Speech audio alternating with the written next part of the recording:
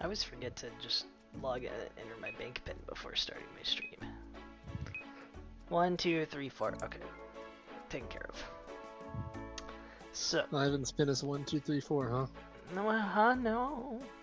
You can't prove anything. Stealing all of your items. No, please, I have a family. Alright, Wilderness Diary. Does it even work that way? And if so, why? Well, you have to log in anyway, so no, it does not quite work that way. I guess it's just more hacking convention. Yeah. You are not wrong. That's fair. I don't want to get hacked through my in-game WoW mailbox. Understandable, I wouldn't either. Taralu. Oh no. We're gonna get hacked in Tyrol? Mm-hmm. Alright, mine some ore, talk to a guy, smith a gold helmet. Kill some chaos dwarves. Okay. I can do You're all a chaos of these dwarf. things. I'm not, but I'm flattered you think so, question mark. Is that flattery? I don't know. Where the frick is the Fountain of Rune? It's over there. I think. Oh. Never been to the Fountain of Rune before. Talk to the emblem trader in Edgeville about emblems. I don't know who that is. Or where he is. Ivan was running low on branches, but I'm not. How am I? 380. Okay, I'm good. I don't know. I don't know why Ivan's out of branches. Tell me about emblems. Emblem gear. Is there anything else I should go grab? Tin sand. So I'm not getting it with my granary right now. I need too much sap and laser. So is there mithril over here? Yeah. Okay. Hello, skeletons.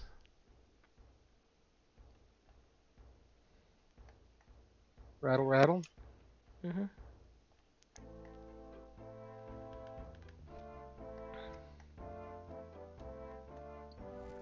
Okay.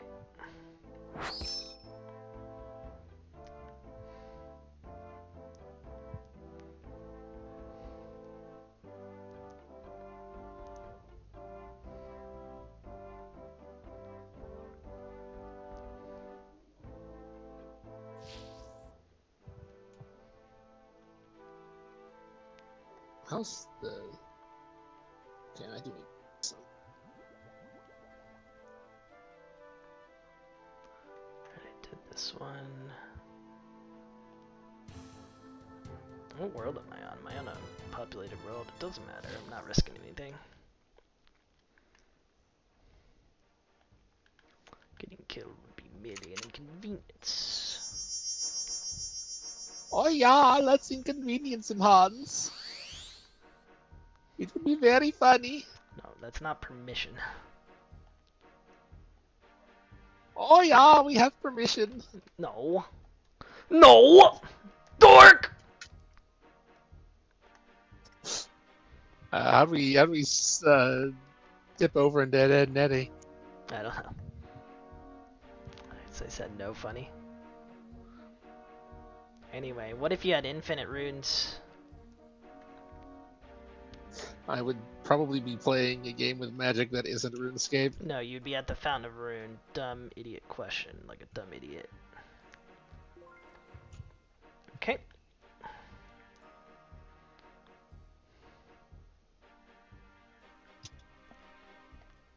We have cast low-level alchemy at the Fountain of Rune. Now we need to enter the King Black Dragon's lair. Black Dragon sends his regards.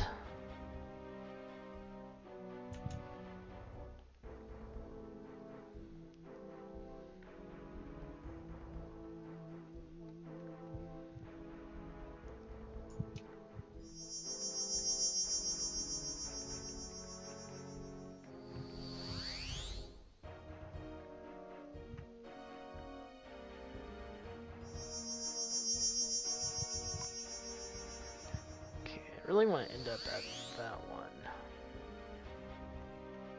No way. Nice. I should walk in my house. Who needs the achievement to choose which obelisk you teleport to when I would simply just get sent to the right one every time.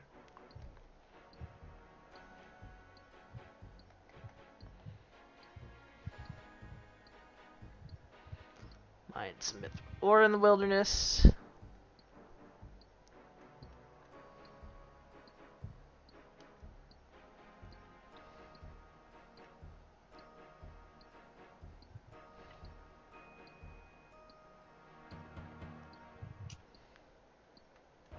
Okay, actually mine the ore, you freaking bastard!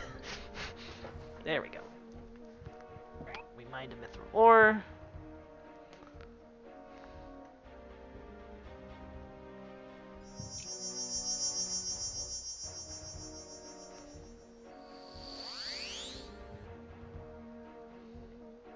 Okay, good enough. Oh shoot, I should have entered King Black Dragon Lair while I was there, because I think that's over here, right? No, maybe I don't have any idea where that is. Where the frick is it? Okay, I have to look that up.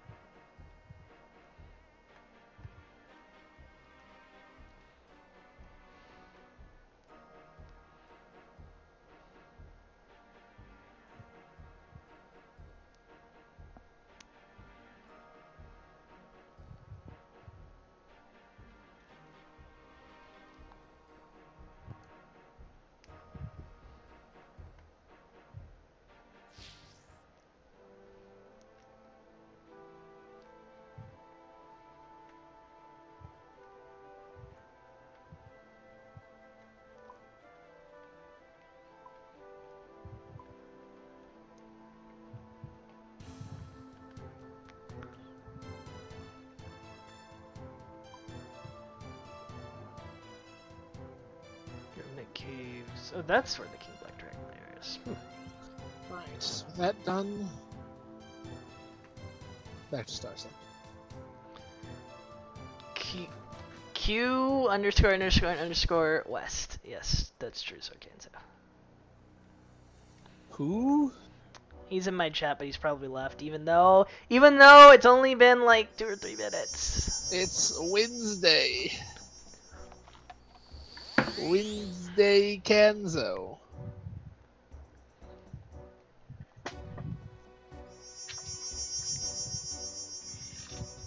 Wins Kanzo Day. That works better. Now? For 5 seconds? No, that's no different from normal. Oh. Oh, he's probably already gone. Farewell, my friend. My enemy. My King Black Dragon Lair.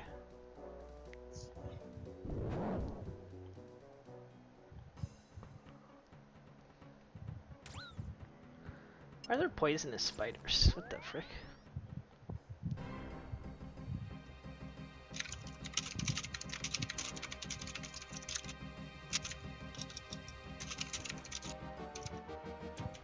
Wait for the poison tick.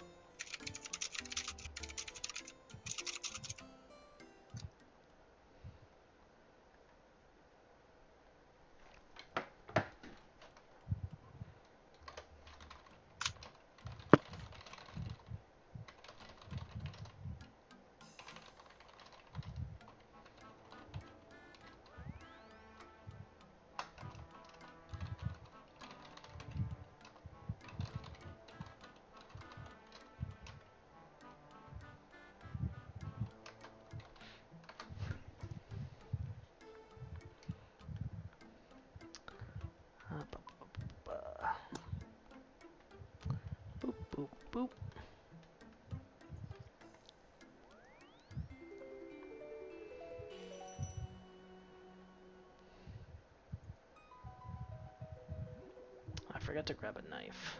Colonel. They took my knife. Alright.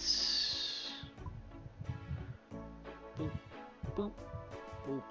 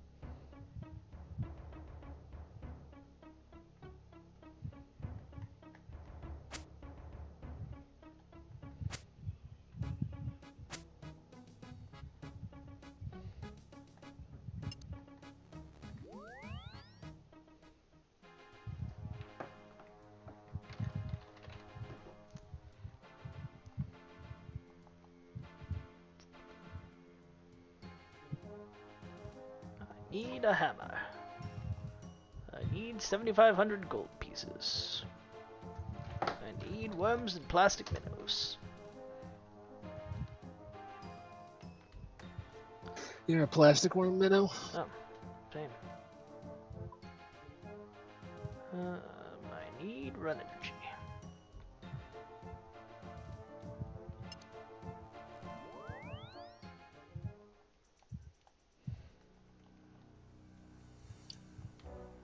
These baby energy potions have actually been quite nice.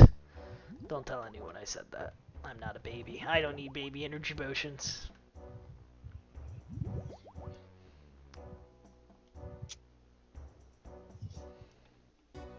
Everyone, can you believe this guy is using baby run energy potions and loving it? Don't tell anyone. I just did. Just told everyone, in fact.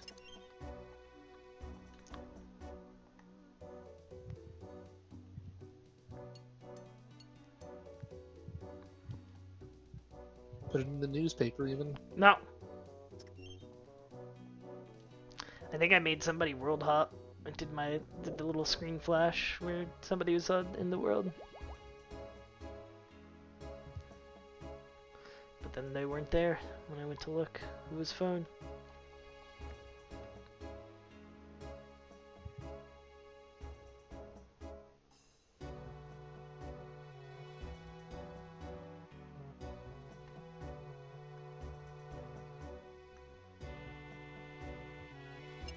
Okay, now I just need to kill some Chaos Dwarf.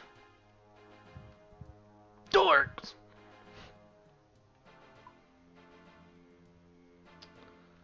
Alright, let's grab Black D'hide. 200 arrows. Why not? And our magic short bow.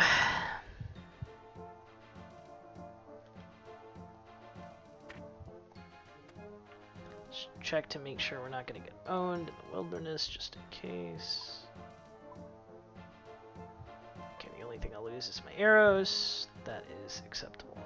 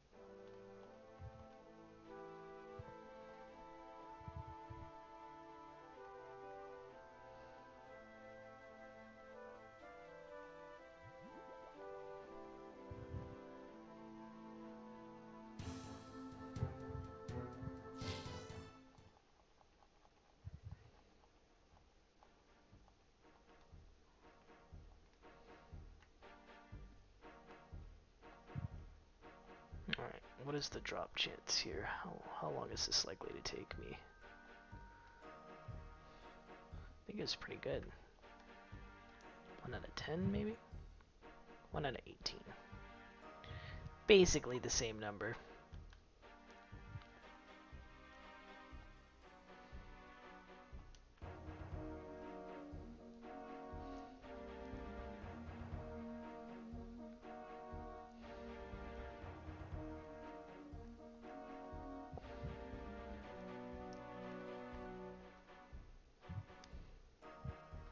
Alright, I'm calling my shot. 1 dwarf, 1 kill.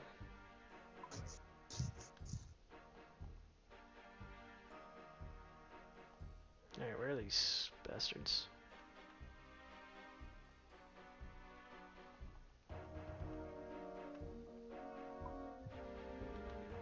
You're around here somewhere, I know it. Over there.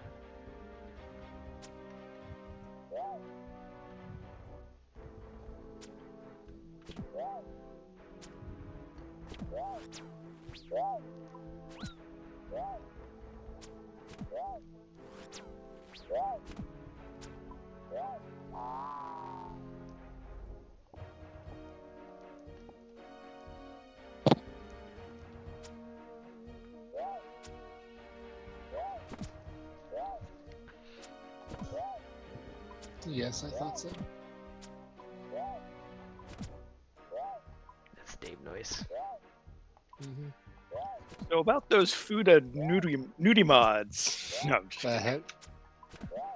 I'm making a joke reference. Yeah, about sure, jokes. A very funny joke. Very funny joke. Yeah.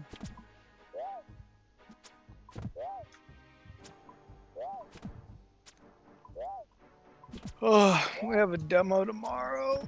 Oh. And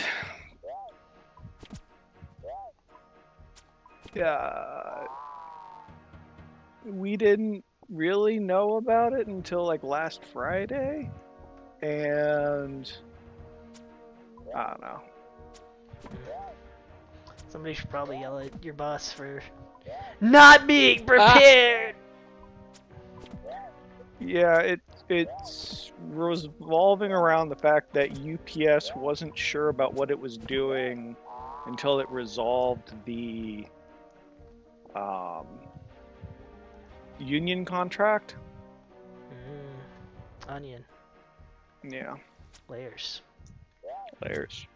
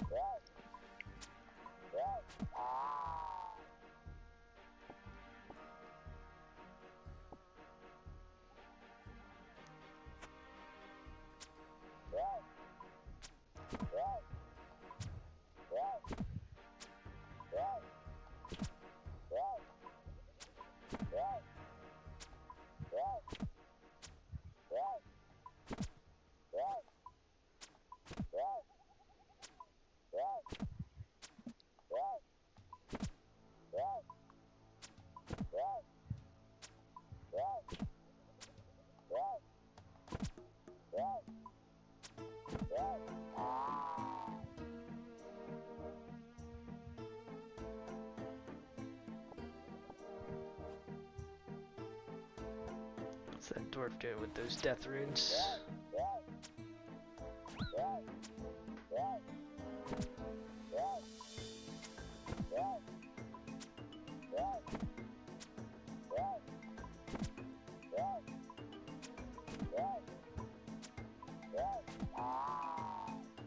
Ah, there we go. That didn't take long at all. Muddy key.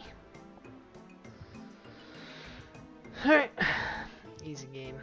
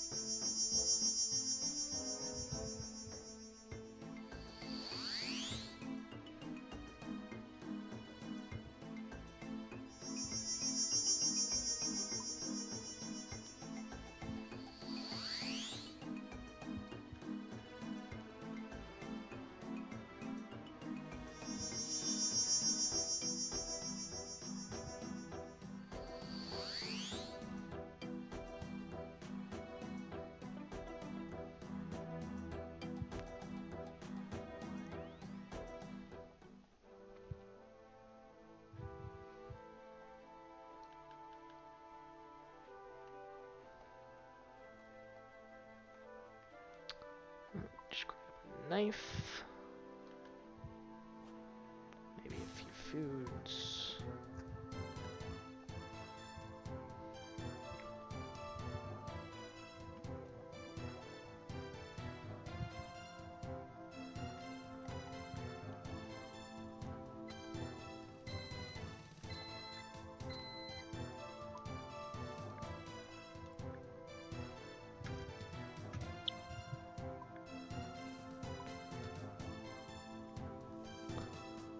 It's fine by me. Alright.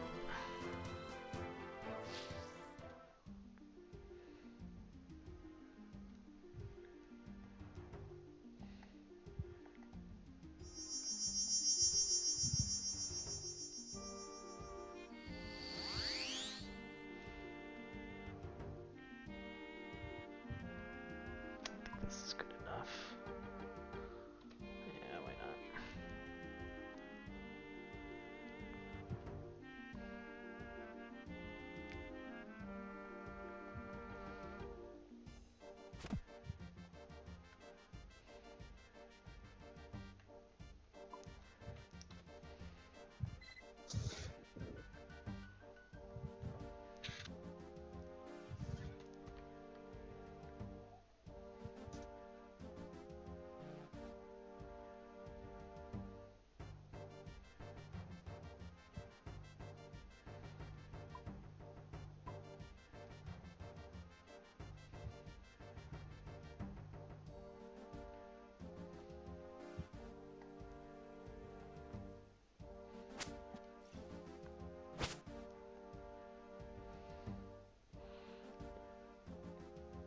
It's taking me back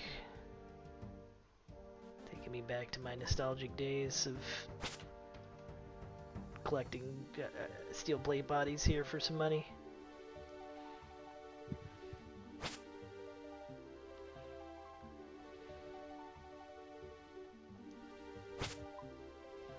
Except I'm horribly lost because it's been a long time. For you. Yeah, Back when Ivan was a young warthog. yeah. Oh hey, there's a steel plate body. Take one for the road. It's right by where I'm going.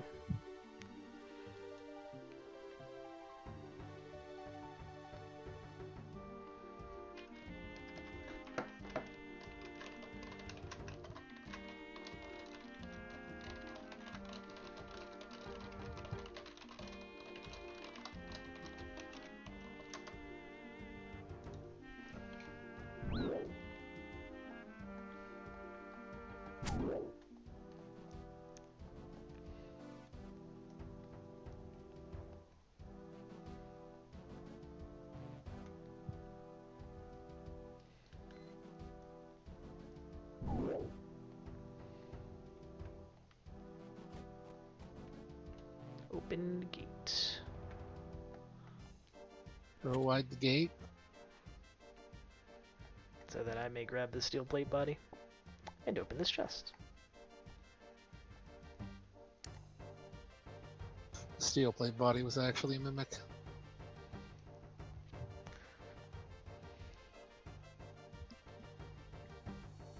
Mimic.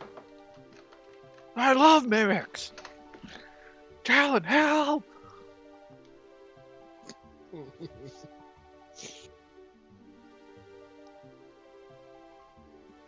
I think you mean that you can see the teeth.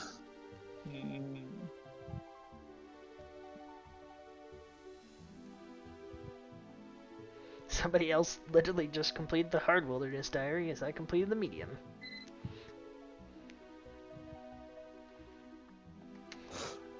Wilderness gamers. Oh yeah, you know what that means.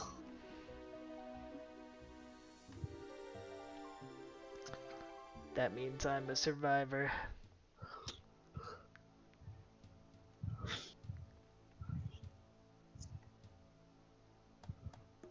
It's time to gank in RuneScape now that I have finished a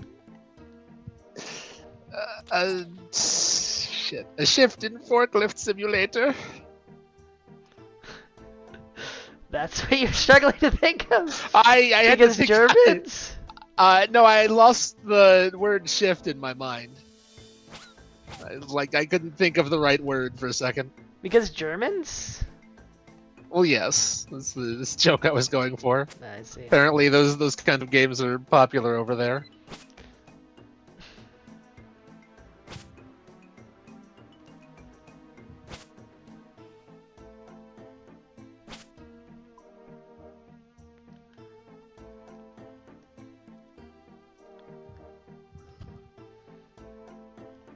I even got a steel plate body for the road. It's free 1200 gold.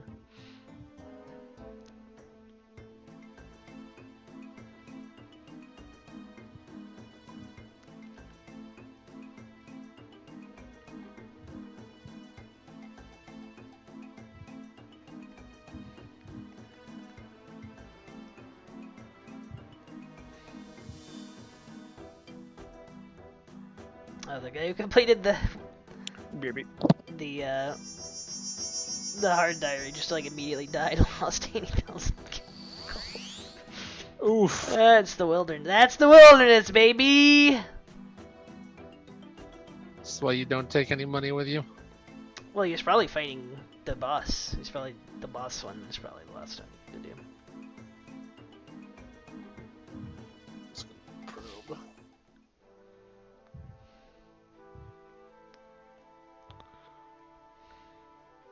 No, it's a crappy derelict. You're a Oh, crappy derelict. Ooh, it's recoverable. Cruiser. A Stormwalker class. Oh, okay.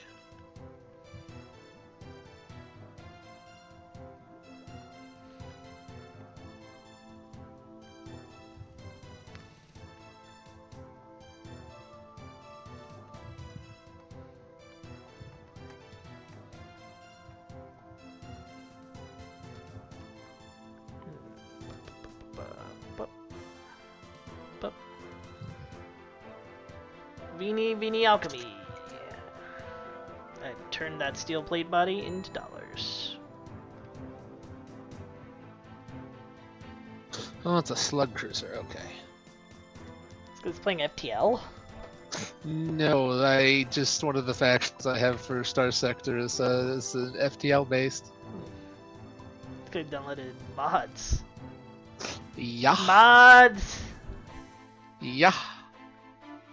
Did someone say 30 mods? I No. don't think Talent downloaded dirty mods.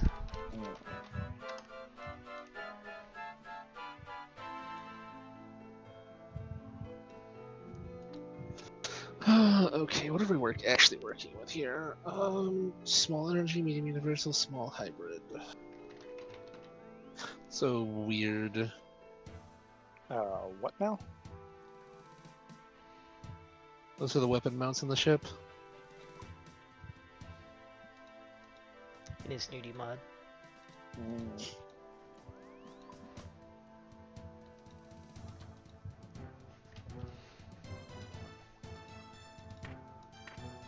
The ultimate in robo nudie mod technology.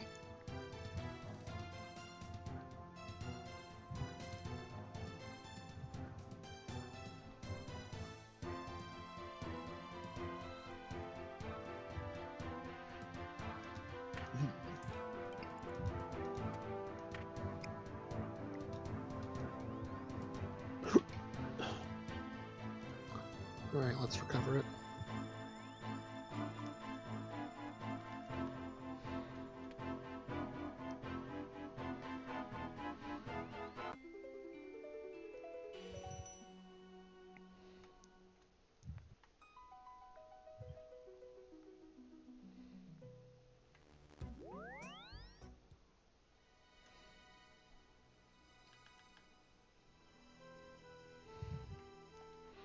Alright, what if you made friends with my arm? Punches you.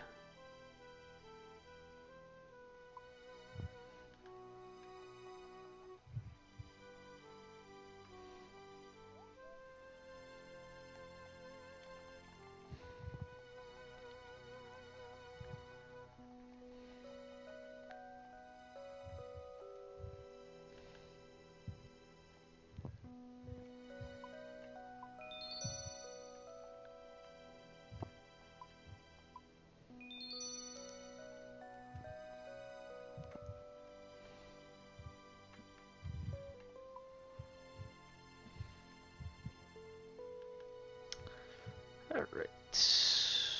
To the troll lands in the dungeon.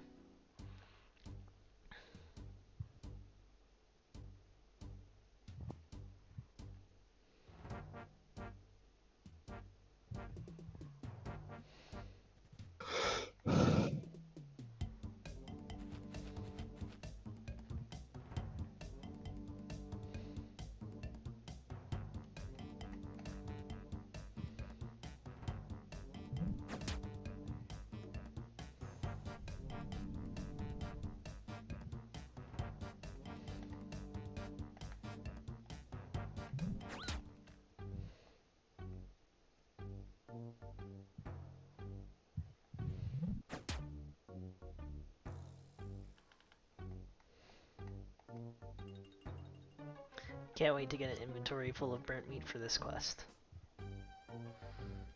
It never used to be like this. Oh, it has a bunch of built-in point defense too. That's nifty. Never again another human shall burnt meat cook. Human tastes plenty good raw if you add enough cow meat. Oh well. Guess I didn't stop him from killing humans. He just doesn't cook them anymore. Sometimes you just don't want the additional step. Oh, you made a promise. Look at this troll animate. Look at this other troll animation compared to this guy. It's freaking dancing. 2006 versus 2020 or something.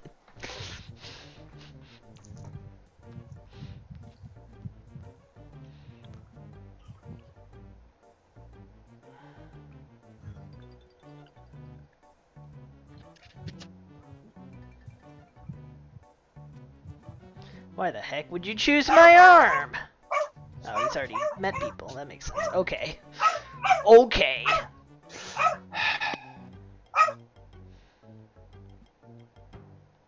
Okay. I sound so excited. Okay. Sure. I'll help my arm. Poop on.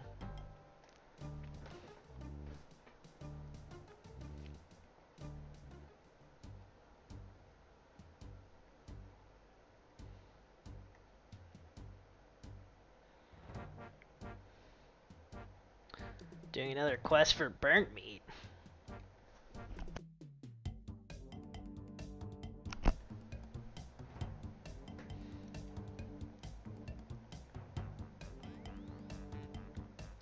The gootweed.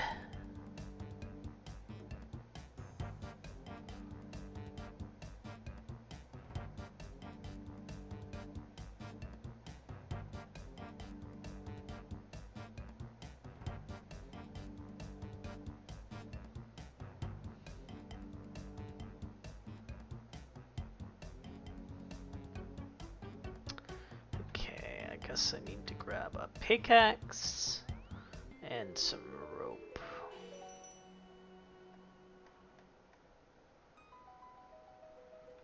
And this needs 72 mining, which I have. Okay. Couldn't remember if I actually got that.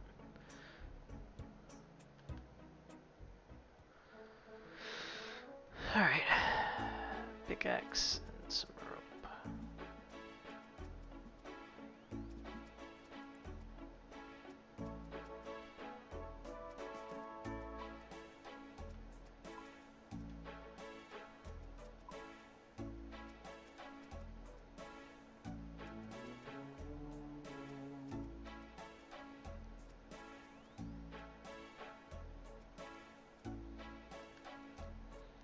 Alright.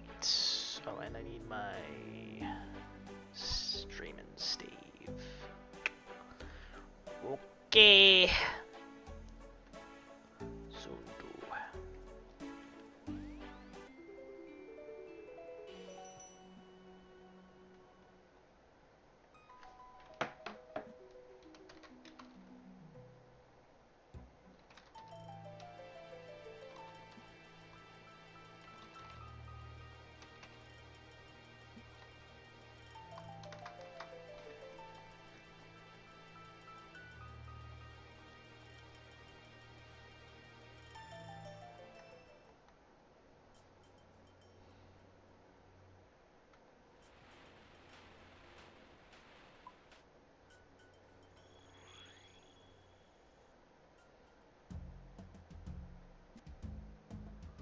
Man, I forgot to grab some stamina stuff again. Oops.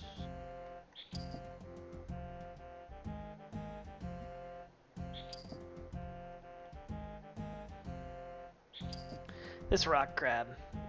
Get out of my life, rock crab. I didn't sign up to fight you. Tried to be a hero. It's gonna be deceased.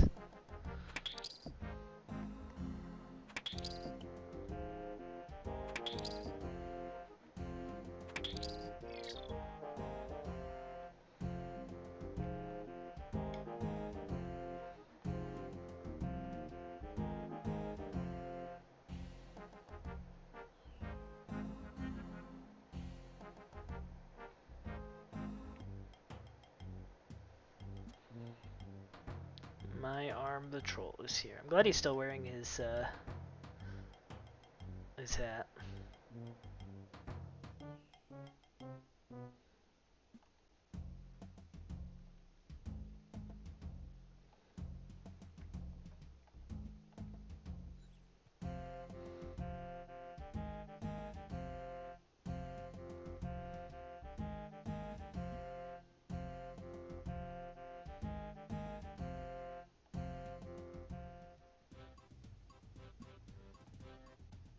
Are we there yet?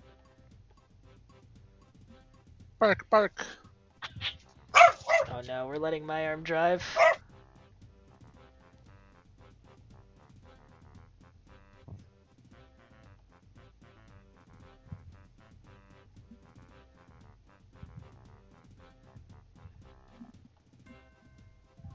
My character's not even mad at Mario anymore. It's just like I've dealt with this. I've dealt with this before.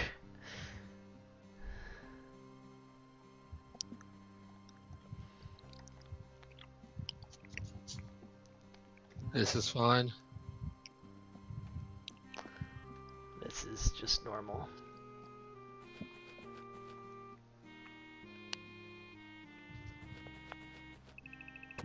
Ow. Yes, but what about the new normal, where the flames are hotter?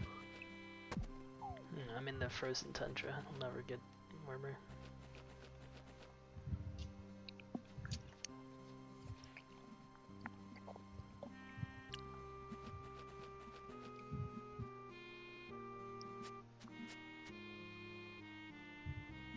Who doesn't love agility obstacles, personally?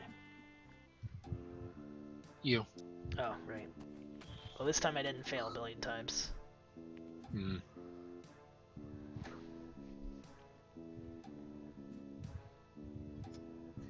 Talk to Boulder. But then they let the drunk dev made an agility course.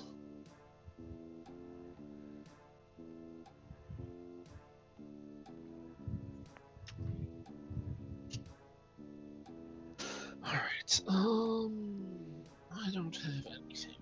Okay.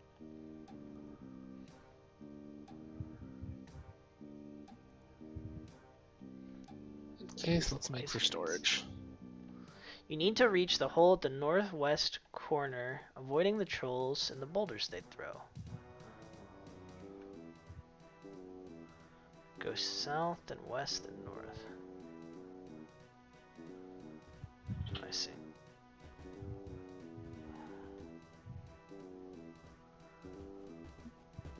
Oh, this is a safe spot, I see.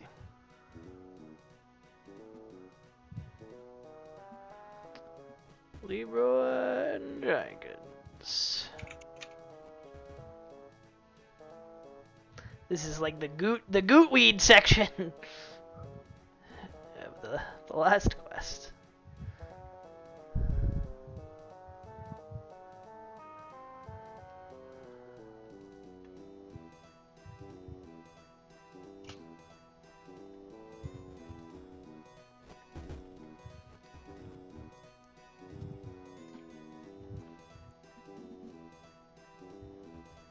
Got him. I'm not an intruder, I'm trying to help.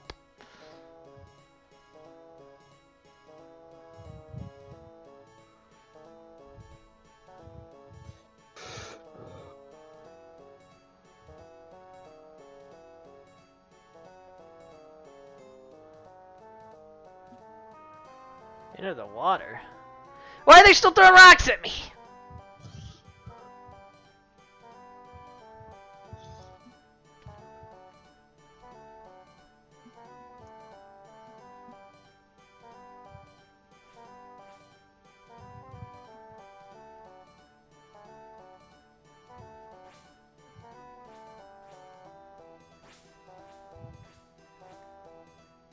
Yeah, nice try, idiots. I'm guessing.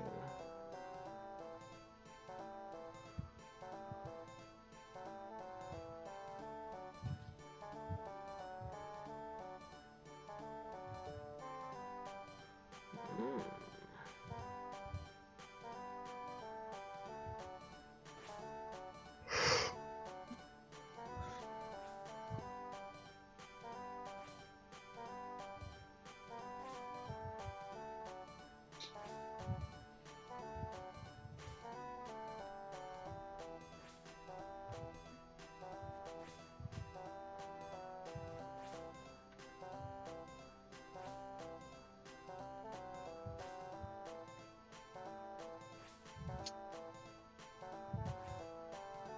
Alright.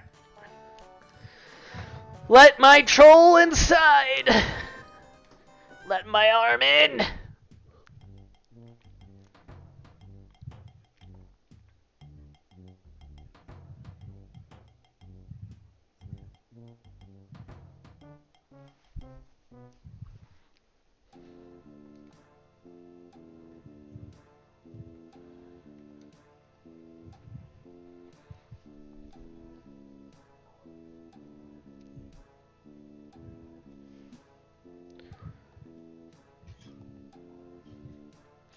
Why are you called Mother, Mother?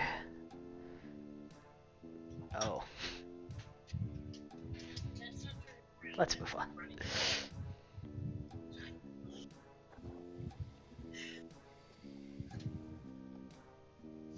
Learn those signals.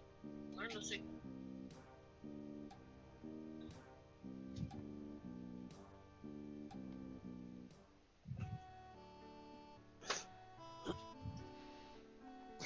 The first thing they try to eat. Yeah.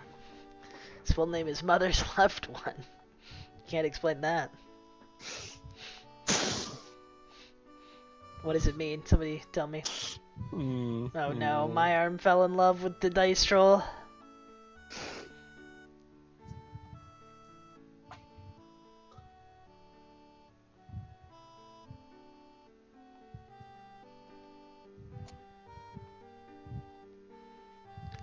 Wow.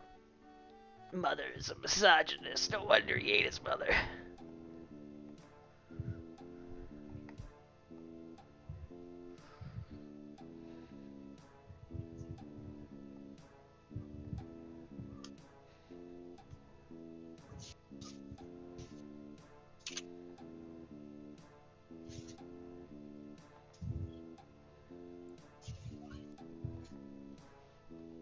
That sounds jolly exciting.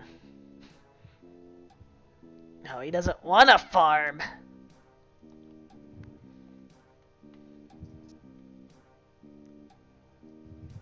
Tell him gooey is delicious.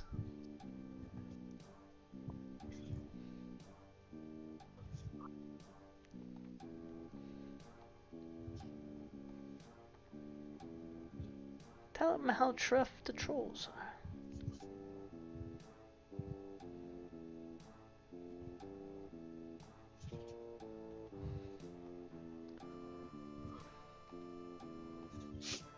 Some high quality fire there in the corner. Yeah, it's magic. It's part of what I get from this quest is learn how to make those sort of fancy fires. For your house, I hope? In different parts of the world.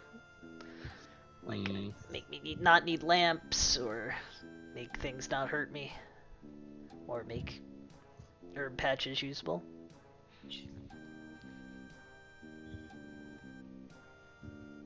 I suppose all of that is better than a house decoration.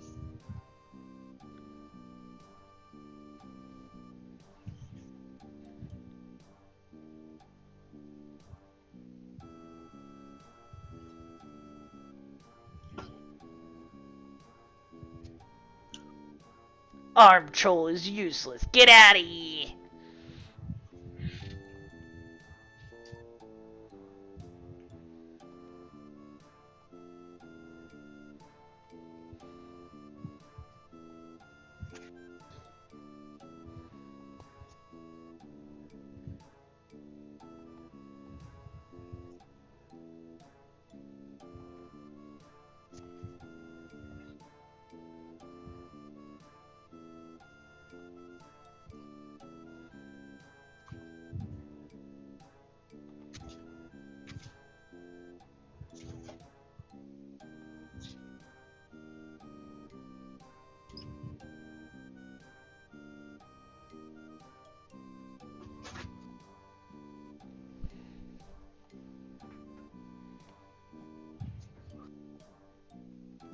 Can I just kill Mother? Oh, don't kill my dad! Okay, fine. Look, I was just trying to short circuit this quest. I looked ahead. I see that I fight him later.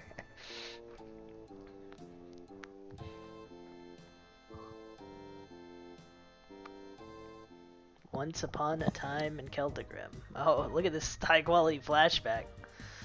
Murder all ice trolls! Murder all ice trolls!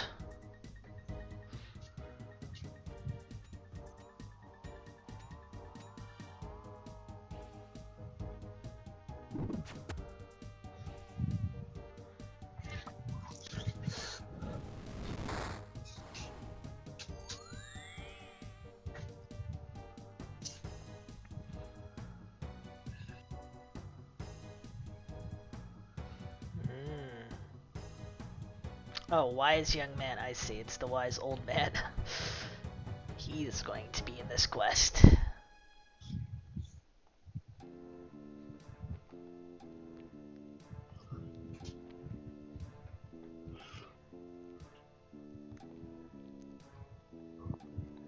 We killed a lot of trolls, or I did some fishing and fetched some stuff. Yeah, I didn't kill any trolls.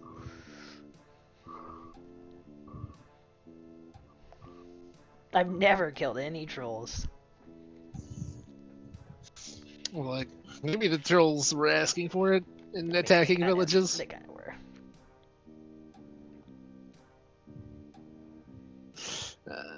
And then...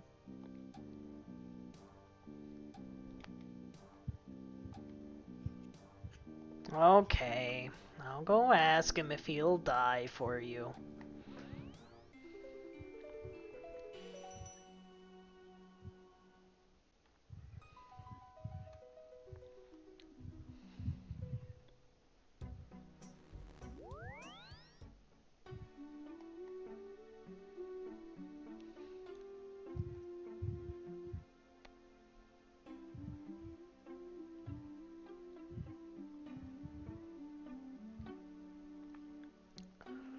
Let's see. All right.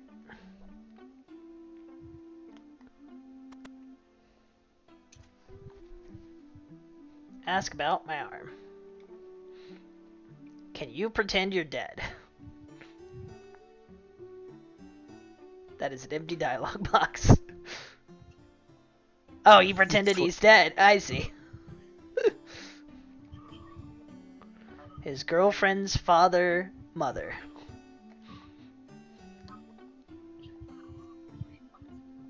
Oh, I didn't realize the U.S. has apparently had its credit rating downgraded.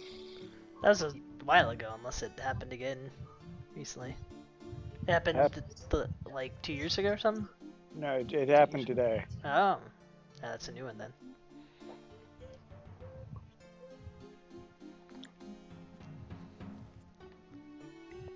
You owe me a favor.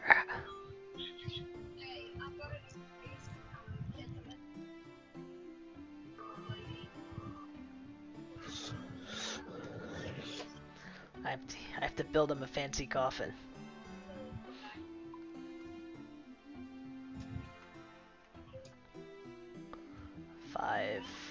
Five fine mahogany planks. Do I have any cloth? Oh, I do. Good. I don't know why I have that, but I will take it.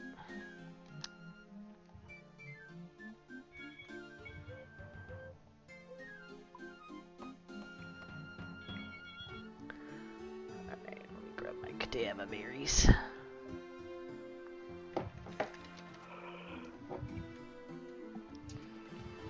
Go to Varric.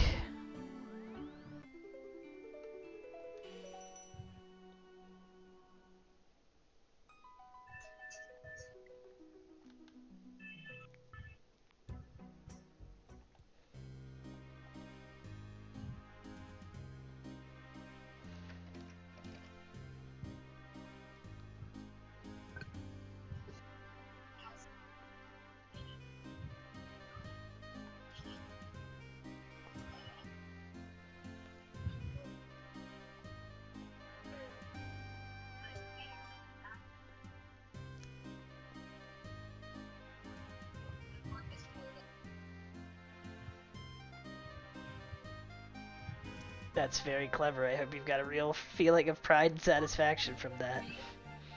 Did this happen after the that controversy? Is this quest made soon after that? That's funny. I have such a sense of pride and accomplishment.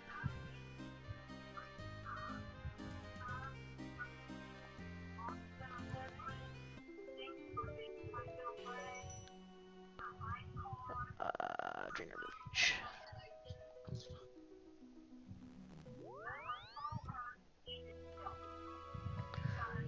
Alright, I think I want ranged gear here. I'm going into battle. And I need my finest ranged gear.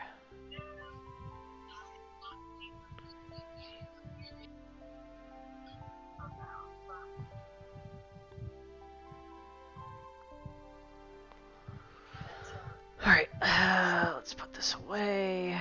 I need a bucket of water.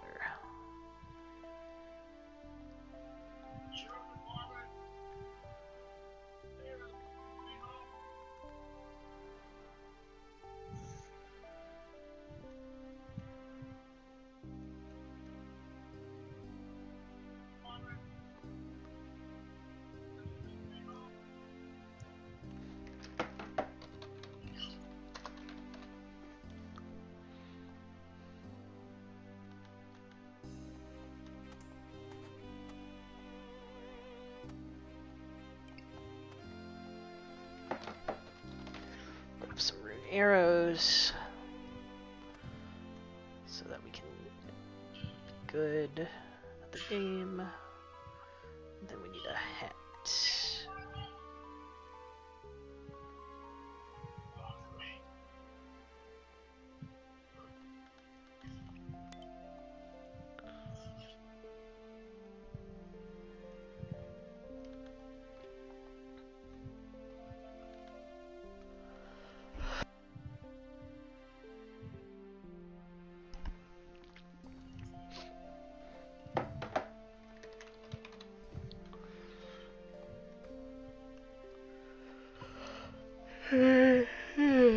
Ugh.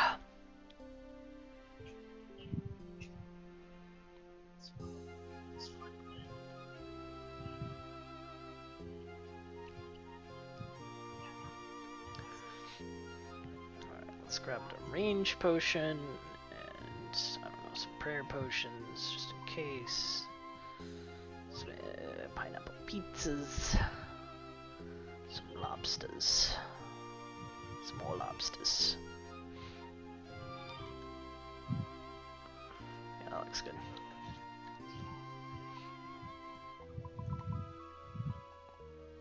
The frick, does this town not have a well? How do these people live?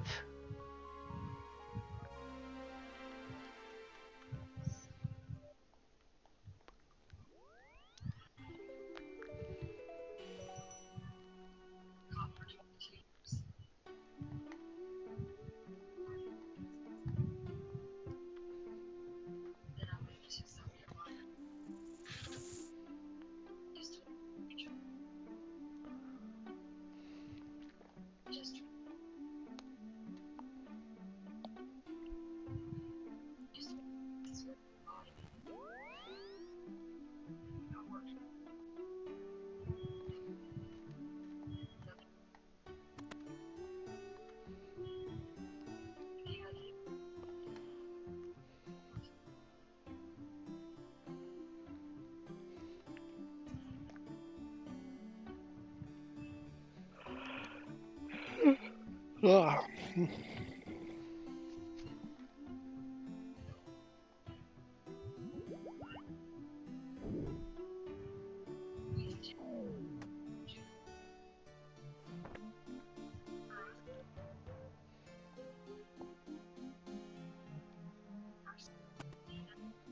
Oops. Come here. Alright, I need to grab my stupid stave again.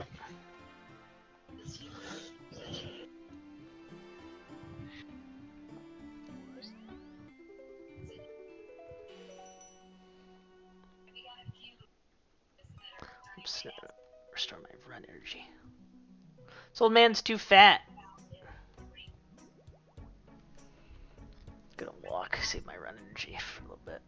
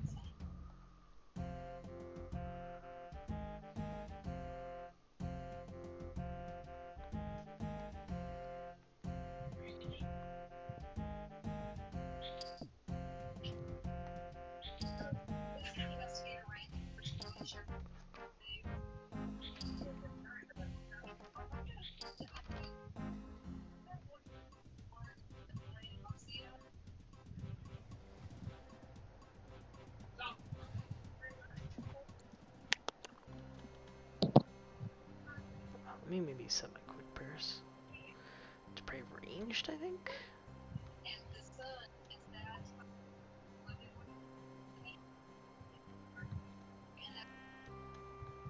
Actually, an eagle eye, why not?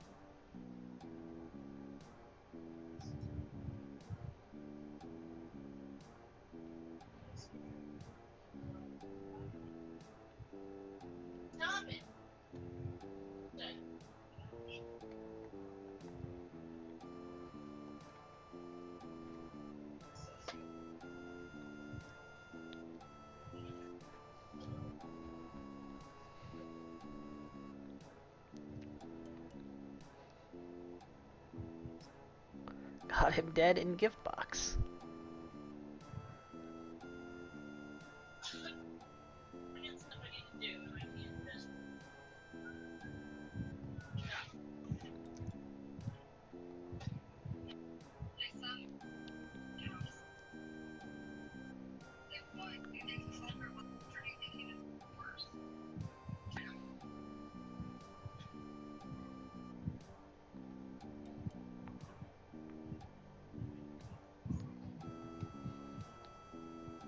Snore. No, old man.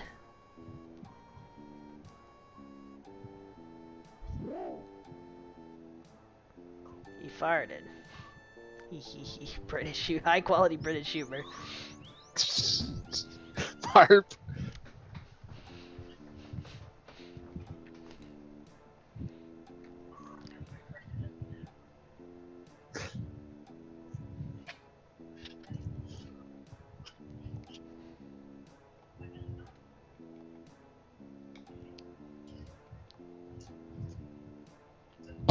Alright, well, I think I am going to go to bed.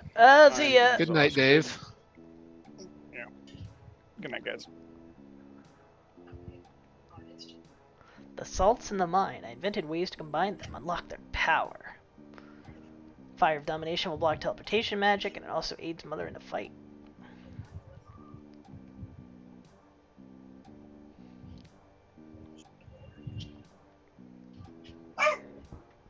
I'll never leave you.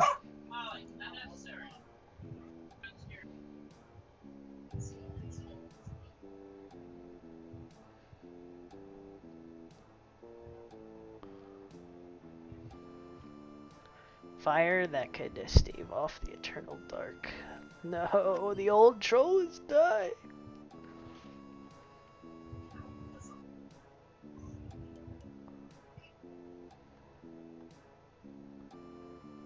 He did.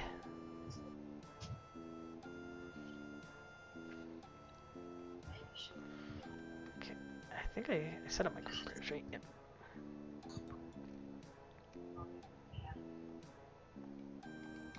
And my arm! Get it, Talon? The reference? Oh my gosh! You have my magic and my arm.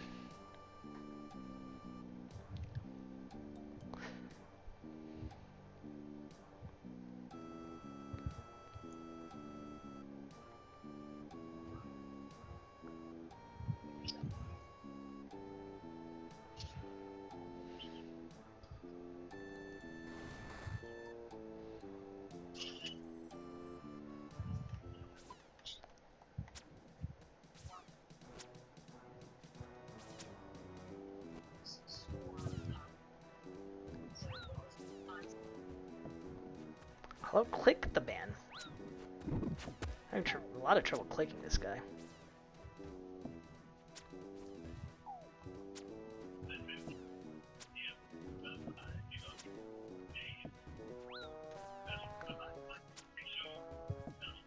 I should drink my raging potion.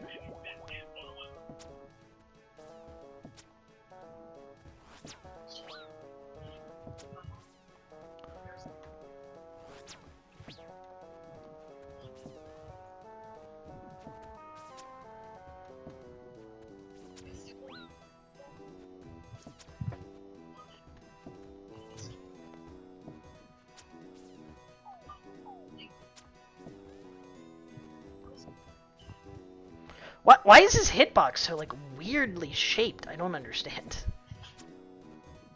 He's a weirdly shaped troll. He's not that weirdly shaped.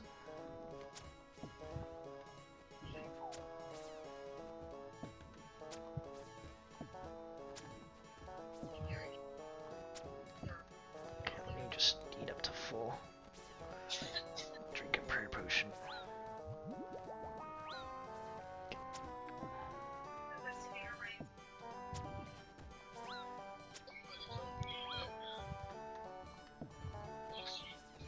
Why aren't you dead? Die!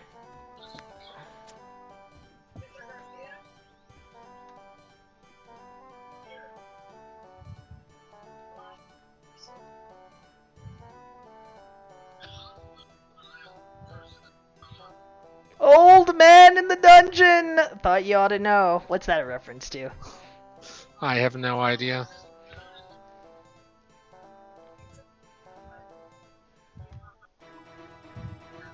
Oh. Just bucket of water.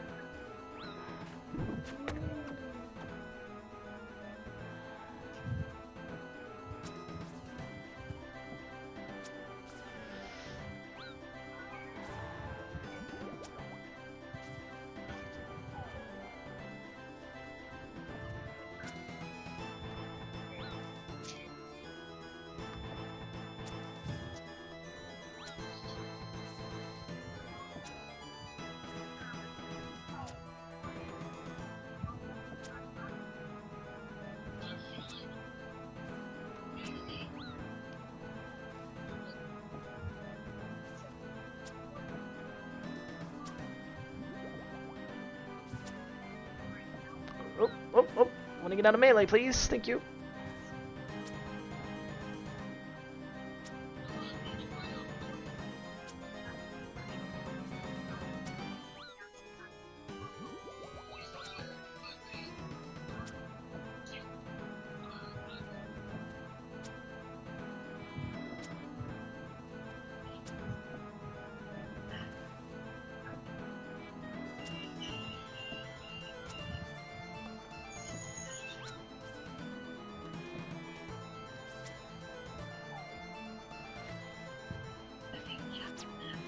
Oh, got him. Juicy one.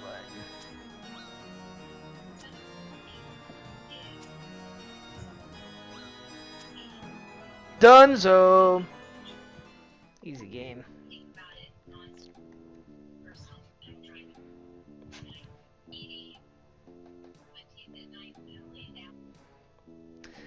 Sorry about your dad, Snowflake, but he kinda gonna kill us anyway.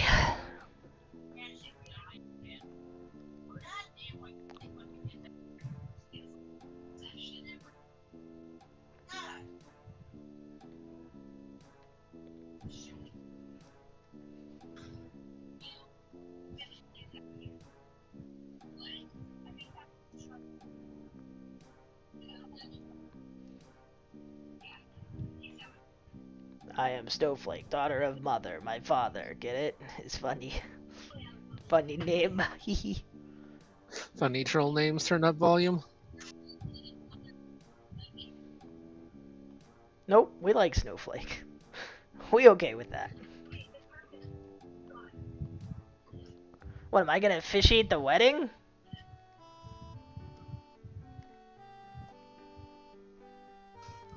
Yeah, I know the previous leader was kind of a jerk.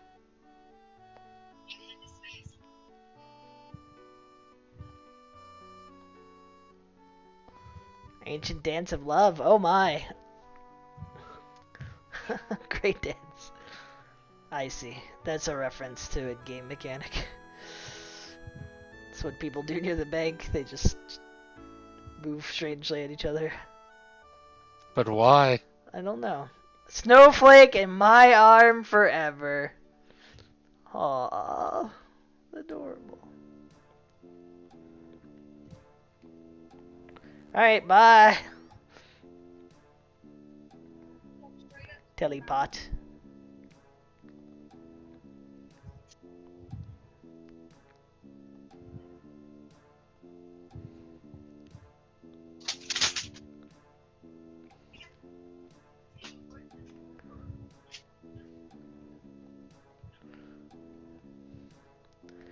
Alright, well, now I have to go gather some goat dung.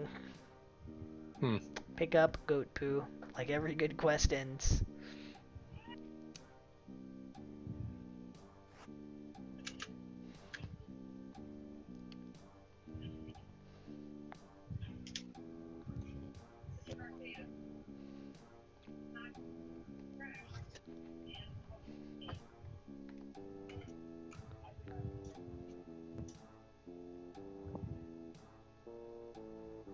Oh, patches.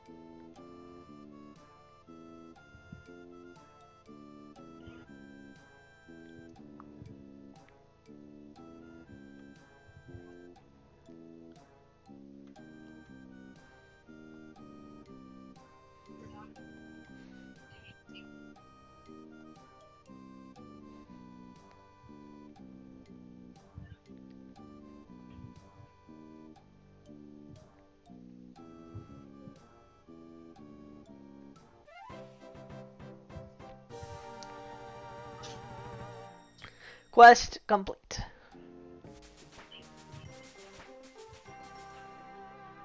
Ooh, 72 agility.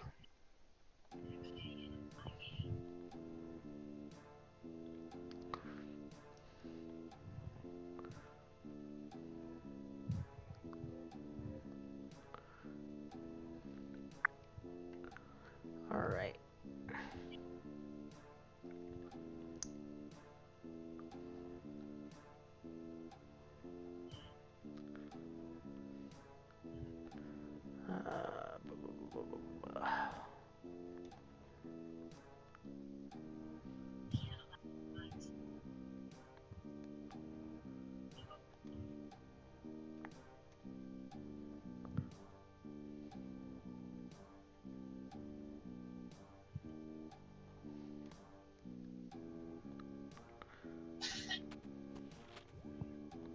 Oh, I need to come back anyway with the pickaxe. Just leave.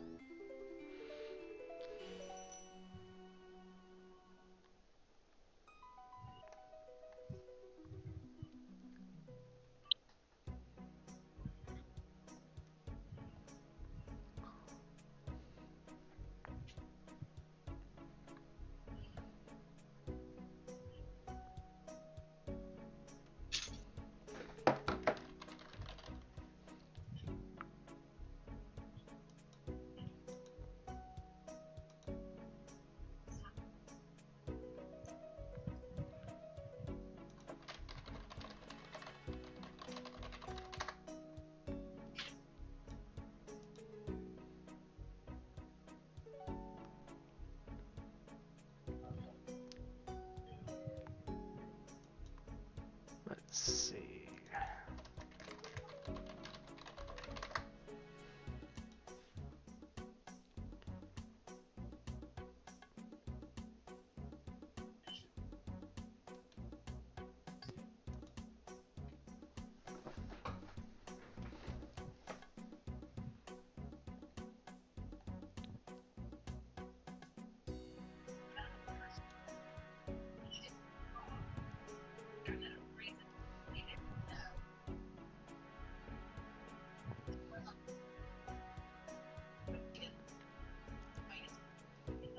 I guess we just go there.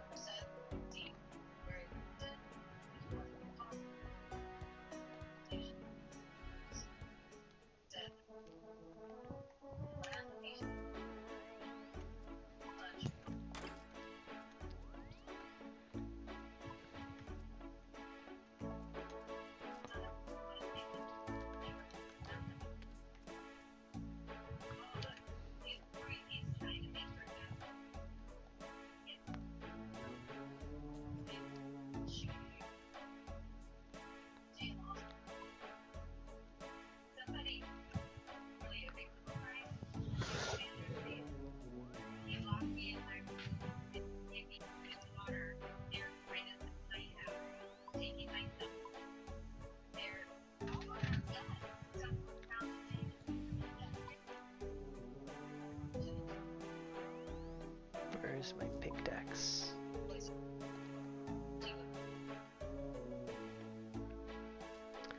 And I need my miners. Gear set.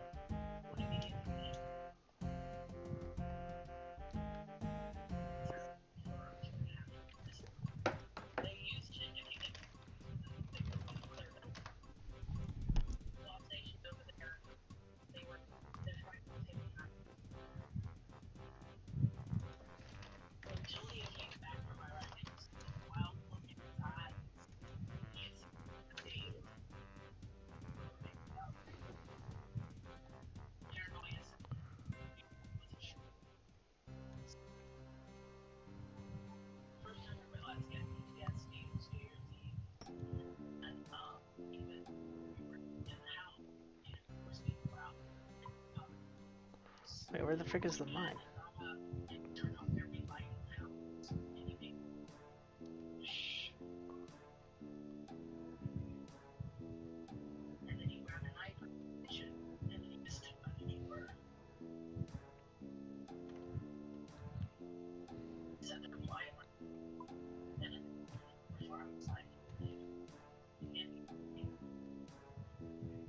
Ah, here. Alright, time to see how slow mining this stuff is, and we can decide how much we actually want to get.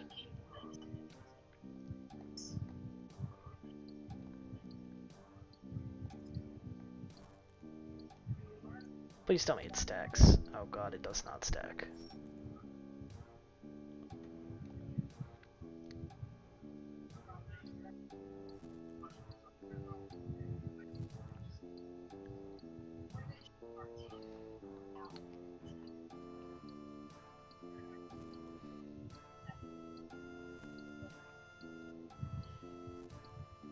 Does Waze have a bank? I hope so.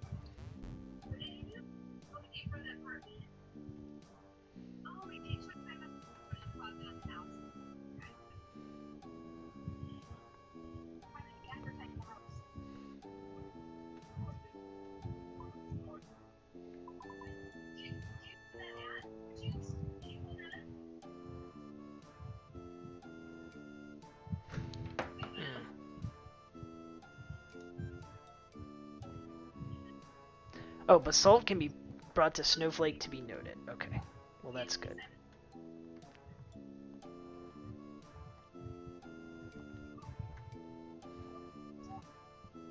So I can get all the basalt I need at least.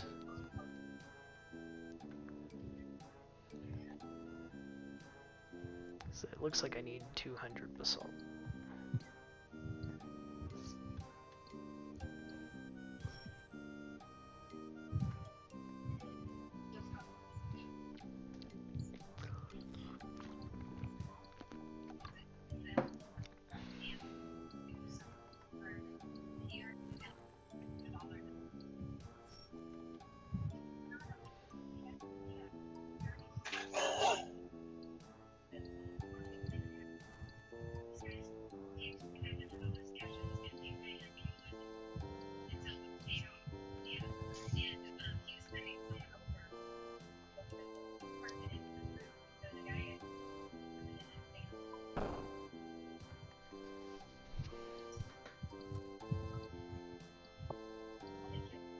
Let me see if these things stack. Hopefully these stack, because you need like a lot to crap ton of these. Oh, not only do they stack, but you get more than one. Okay. Well, that's fantastic, actually.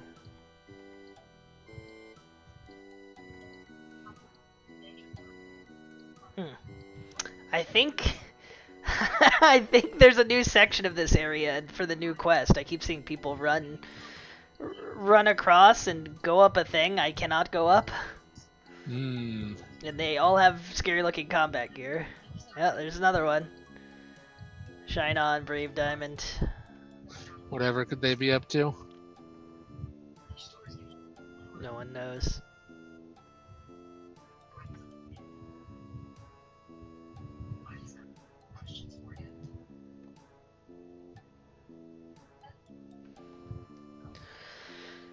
Also, it might be time to build another teleport room. Oh boy, it's time for another teleport room. Yep, for these troll teleports. Teleport to the troll lands. Yep. This one and the other troll one. That's why I need 200 basalt.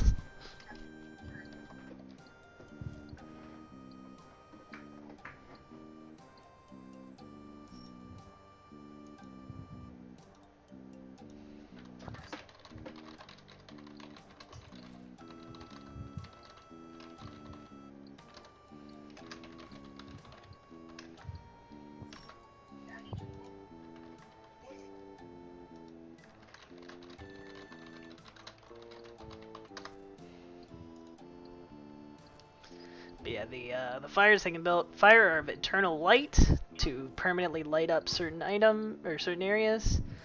Fire of nourishment. I don't think I'll ever make a fire of eternal light. Fire of nourishment, which is how I can use this herb patch, like the quest said. Fire of dehumidification, which prevents this swamp from sucking as much, which works for me. Fire of unseasonable warmth is also that one's probably pretty important. So just eternal light and seasonable warmth.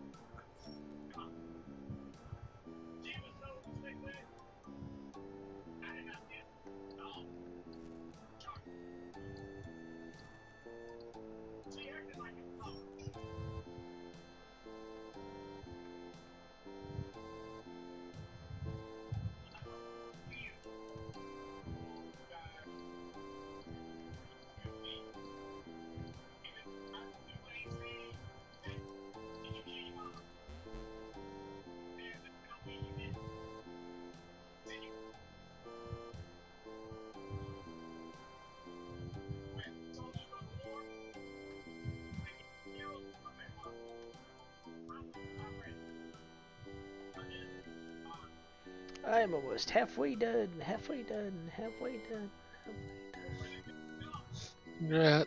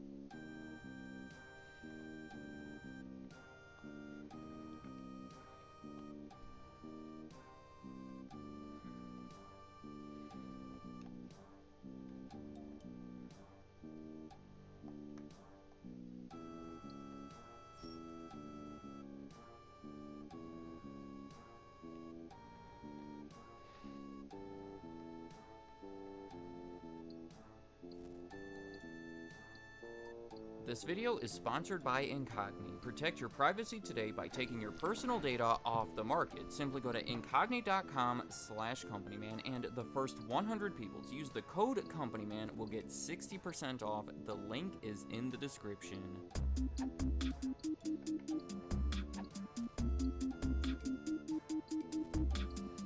Wawa is quietly one of the most successful, well-liked businesses in the United States. If you don't know, they are a chain of convenience stores along the same lines as 7-Eleven, but with many key differences, including the fact that they are much smaller. Forbes has estimated their revenue to be around $15 billion a year, which I would say is incredibly impressive considering Wawa's stores can only be found in 6 states. They are all around the eastern part of the country. It originated in Pennsylvania, but can now be found in New Jersey, Delaware, Virginia, Maryland, and most recently, Florida. They've been making a big push into there over the past decade and have announced plans to soon expand their reach further west into Indiana, Ohio, and Kentucky. Wawa has been steadily approaching 1,000 locations and has expressed intentions to almost double that by the year 2030, and that would be an aggressive expansion plan. See, as of right now, it's one of those stores that you either know very well or not at all. So for the people who are unfamiliar with Wawa, you may have one opening near you sometime soon, so I thought it would be cool if I could be your introduction to them. Plus, it is an impressive story of a unique company with an overall positive reputation. Here, let me try to express how much people like Wawa. Despite their small size, they have been given attention from big-time celebrities. Notably, Kate Winslet said it almost felt like a mythical place, and Johnny Knoxville has the logo of the chain prominently tattooed on his shoulder. In 2015, Market Force polled almost 7,000 customers in a study that resulted in Wawa being ranked as America's favorite convenience store chain. Clearly, there is a lot of hype surrounding this place, so I would sure like to try to explain where it all comes from by identifying what I believe to be some of the biggest reasons behind their success. Starting off with dairy, and even the biggest fans of Wawa may be confused about this one. They do sell milk and other dairy products in their stores, but it is not nearly as important to them as it used to be. The roots of Wawa technically go back over 200 years, to the early 1800s. It existed as a manufacturing company that specialized in making iron fixtures, like lampposts. Well, after about 100 years, and now in the early 1900s, the business shifted when the owner of it, George Wood, got involved in dairy farming. He bought an existing farm, imported some high-quality cows from the UK, and built it up from there. Now, Wawa, that is quite the name, right? I almost feel silly saying it so much, but it was actually the area in Pennsylvania, near Philadelphia, where that original milk processing plant was located, and currently is the home of their headquarters. And to go a step further, if you're wondering why that region was called Wawa, it is a Native American word for the Canada goose that would be found there, which would very much explain why they've been using a goose in their logo for almost 50 years now. So George Wood established a dairy plant, and in the following years it would deliver milk to people's homes around the Philadelphia area. It was high quality milk, but it was in a time before pasteurization, so as kind of a marketing strategy, he had doctors certify that his milk was clean and safe, and claims like that made people feel that they were less likely to get sick from it. It was a promising business until people stopped getting milk delivered to their homes. By the 1940s, most people had refrigerators, making milk deliveries less necessary, and by the 1960s, it was more commonly sold in grocery stores and supermarkets, so business was not looking good and something had to change. By that time, George Wood's grandson, Graham Wood Jr., was in charge of the company, and he decided to open the first Wawa store as a new means to sell their dairy products. So yeah, in the beginning with that first store, Wawa was specializing in the sale of things like milk and butter and ice cream. It was a big success too, allowing them to open a couple more stores by the end of the year and almost 80 of them by the end of the 1960s. It was the 1970s, however, when they started to develop their more familiar identity by expanding their product selection, leading me to the next reason behind their success, their products. I'll admit, it is a very general reason, but Wawa is famous for the sale of multiple different products, so I figured I would group them together here as a single reason and talk a little bit about the more popular ones. Private labels have been a big part of it. There is a Wawa brand that consists of hundreds of products that you could find all over the store. That's good for them because private labels tend to have high margins and build customer loyalty, because you can find Ben & Jerry's anywhere, but you can't say the same for Wawa branded ice cream. You just have to keep coming back for it. That's how they started back in the 1960s, selling their own branded dairy products, and have since expanded their selection considerably. Hoagies. It's the term used around Philadelphia when referring referring to a submarine sandwich, and probably the single thing that Wawa is most known for. They started selling pre-made ones in the 1970s, and by 1984, they expanded on that when they started selling them built to order. In 1992, Wawa secured 30,000 signatures in an effort to have the hoagie declared as the official sandwich of Philadelphia, officially starting Hoagie Day.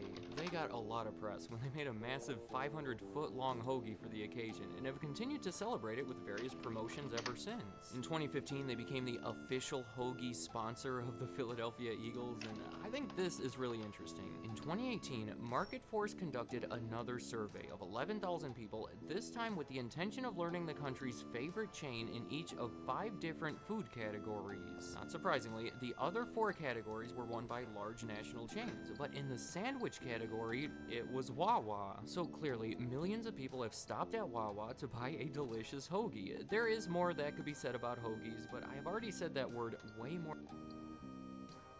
Let's see.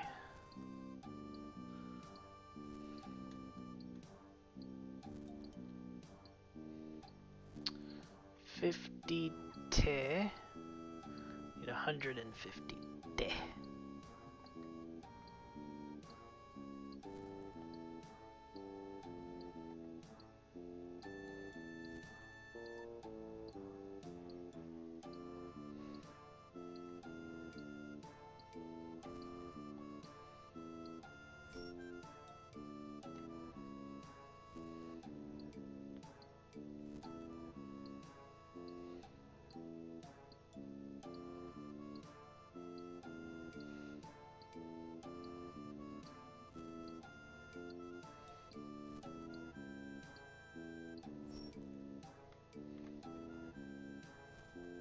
More times than I have ever said it in my life before, so I think I should move on to another product they're known for, coffee. Now this is a big convenience store item, and Wawa is no exception. They started selling fresh coffee in 1975, again under the Wawa brand, and it has since become one of their staples, selling their billionth cup of it in 2008, and today they sell around 200 million cups of it each year. Trust me, there are many people around the area that will say that they prefer the coffee at Wawa over the much more established, much pricier retailers like Starbucks or Dunkin'.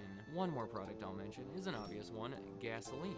Much like their other core products, they started selling it in the 1970s, cut back almost entirely in the following decade due to low profits, but by the 2000s, every new location they built included a gas station. Today, the majority of those 1,000 locations do include a gas station, and correct me if I'm wrong, but I would guess that most people familiar with the modern-day Wawa would most associate them with hoagies, coffee, and gas. I would say that shows how successful they've been over the past 50 plus years in expanding their offerings beyond those original dairy products. The next reason behind the success of Wawa, I'm going to call convenience. Obvious enough, right? It's a convenience store, but I would say that Wawa has really lived up to that name by going out of their way to make everything exceptionally quick and convenient to their customers. First off, they almost never close. Since 1972, most locations have been open 24 hours a day, every day of the year. The layout of the stores has been optimized for speed. They separate the sandwich area from the checkout counter so people could be served quicker. They separate the coffee from the cream and the sugar so people won't have to wait as long. Unlike most stores or restaurants, like Starbucks specifically, the entire Wawa system is meant to serve the customer and get them out of the store.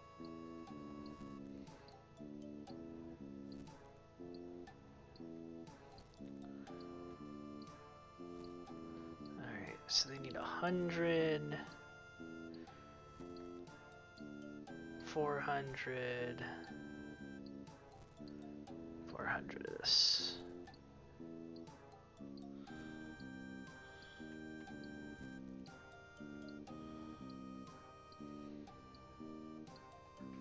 As quickly as possible. It leads to a higher turnover and happier customers who feel like they can save time by stopping there. They even used to have this 155-second rule, referring to the average time that a customer would spend in the store. To further add to the convenience and customer satisfaction, since the 1990s, Wawa has been working with PNC Bank to offer their customers surcharge-free ATMs that have been used quite a bit. In 2010, they celebrated their 1 billionth surcharge-free ATM transaction. Even more along the lines of convenience, in 2002 they added touchscreen ordering to all of their stores. Ever since then, you can conveniently order your hoagie using a touchscreen, which I realize doesn't sound very special today, but 2002 was still years before the launch of the iPhone or the iPad, so touchscreens were way less common and considered to be much more of a luxury. In 2015, they launched their app along with the Wawa Rewards program that provided their customers with a lot of information and allowed them to pay with their phone, making things even more convenient and further building loyalty to the brand.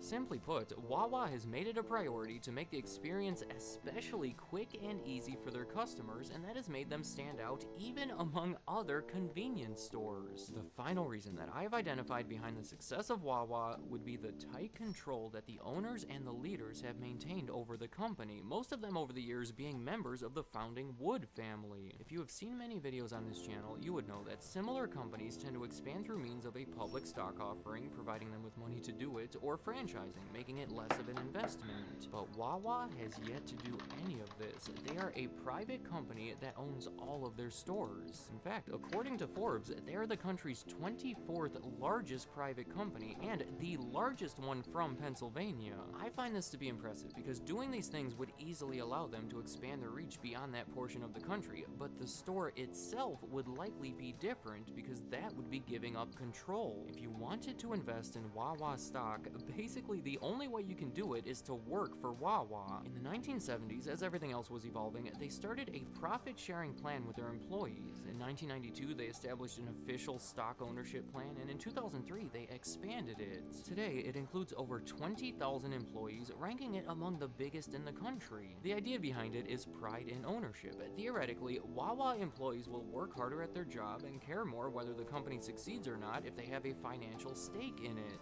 And that does seem to be the case. Wawa employees have a reputation of being friendly, keeping the stores clean, and overall providing a positive experience to the customers. Likely a big contributor to the fact that the average Wawa customer pays considerably more money each visit when compared to the industry average. Now, there have been lawsuits. What if you were and mining issues salts in involving the programs, salt so I'm not going to mines? say it's been perfect, but many employees have gotten pretty rich from it.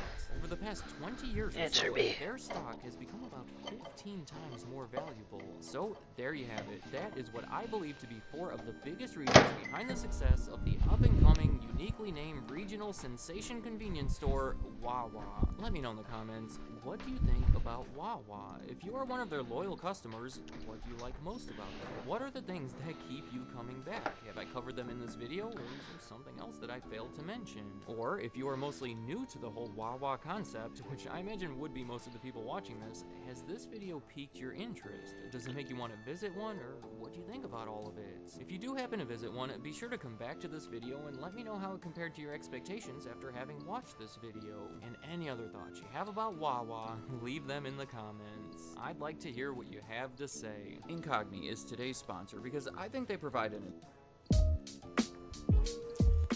Hi, my name is Marquez Brownlee, and I have not paid for electricity in a year. I have a bunch of electrical appliances, computers, game console, TVs, air conditioning, and I drive an electric car to and from work every single day and charge it home. $0 bill. So I know I had a lot of questions about how this stuff worked, how much it cost, how much it generated, a whole bunch of that stuff before I got started, and now I finally have all the answers. Let's get into it. So I have had solar panels on my roof at home for the past 12 months now, and I waited this long specifically because now I've seen all 4 seasons and I've observed a wide variety of performance, and I've run all the numbers and I have a lot of thoughts about them. So I want to share them. So first of all, for those familiar, there are a lot of options for solar systems at home. I like that they're called solar systems too. But there are a lot of different companies who make solar systems to power all the electrical needs of a home, including an electric car. So I know I wanted to do this for a while, since the whole point for me was to be able to drive electric for the foreseeable future and actually be able to know that the energy is coming from a sustainable source, the sun. But first, it's actually important to understand that a big part of this solar system is batteries as well. So a normal house is connected to the electrical grid, and whenever something in the house, whether it's a light bulb or a computer or an appliance, calls for electricity, it pulls from the grid and spins up a meter on the side of the house that tallies how much you've pulled. Then at the end of the month, you get billed for how much electricity you've used. Great. Now, if you just add solar panels to this house, when the sun shines during the day on those tiles, it can use that electricity to directly power things in the house. Now, of course, if it's cloudy or if you have a bunch of stuff on all at once and the demand is more than the power from the sun is providing, then it'll pull the rest of what it needs from the grid and spin the meter as well. But most importantly, as soon as the sun goes down, the electricity generated goes to zero. And it just so happens that most people come home from work as the sun is going down, and that's when they turn on all the lights and do the laundry and charge the car, etc. So you're still going to be pulling from the grid for most stuff. Now, that's actually fine for most people, because if the goal, which a lot of people's goal is to have a $0 electricity bill, then this can actually be accomplished, because the power company will hopefully, depending on where you live, but ideally be running something called net metering. So what this means is when the sun shines on the roof and excess electricity is being generated because nobody's home, the house actually spins the electrical meter backwards as it sends extra electricity back to the grid. Then when the sun goes down and you get home and use a bunch of electricity from the grid, the meter spins back forwards. And so ideally the total usage is zero, net zero. That's how you end up with the $0 electricity bill, which is super cool. But what if you want to sort of graduate to the next level of sustainability? What if you want to be completely independent of the grid, totally off the grid? Well, that's when batteries come in. So add battery storage to this system, and now the loop is complete. So when the sun shines during the day and you're not home, it fills up the batteries, effectively storing sunshine energy. And then when you get home and the sun goes down, you can keep using that extra solar energy that you stored with all the electrical needs that you have until the next morning when the sun comes out again and starts filling up those batteries again. So with a system like this, you can theoretically not just have a $0 power bill, but never actually pull from the grid at all. You're completely self-sustainable. You never have to worry about a power outage ever again. You won't even know if a power outage happens. That is the off-the-grid dream, theoretically anyway. At the beginning of this process, that was my goal. So there's a lot of different options for solar system setups with different solar tile manufacturers and different battery manufacturers and different companies that will install all these things. And there's 1,000 different combos that you could piece together with different companies with different offers in your area to make something that works. I kind of went with kind of a crazy but also a made sense solution, which is just one company for everything, which would be Tesla. So it is a Tesla solar roof, Tesla power walls for batteries, and then the Tesla app to monitor and control everything. And really the main reason I went this route was for simplicity and integration. I paid a price premium for this. This was not the cheapest option. You can spec a much cheaper combo of solar panels and batteries and things like that. But just to have everything on the same page and have everything talking to each other seamlessly, this made the most sense. So then once I decided to go with Tesla, then the other choice you might have heard about is either solar panels bolted to the roof or these actual solar tiles, which are new roof tiles that are actually hundreds of tiny solar panels themselves, all interconnected to make a normal looking roof that's actually a giant solar panel. And that is the one that I went for. And this is why I say this was a crazy option, because I did not actually need a new roof. Most people who go with the solar tiles option would either have an old roof that needs replacing soon, or they're like about to build a new house and this will be the new roof that they put on it. I wasn't in either of those situations, but also this was the way to get by far the largest total array with the 150 plus 150, okay. Or no, plus 300. So I need 450 of this dank juice.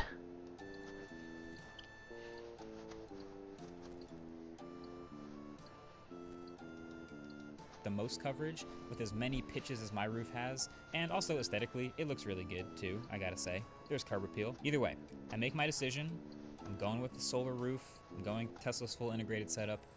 From there, not gonna lie, it is quite a process. There is a lot of paperwork and hoops to jump through. Also with Teslas, they've been kind of in and out of reliability. Like over the years, they've been on and off with actually making this product. They've paused installations for a while. It was briefly canceled and then it came back and there were supply chain issues. I remember reading about all this and I was kind of worried.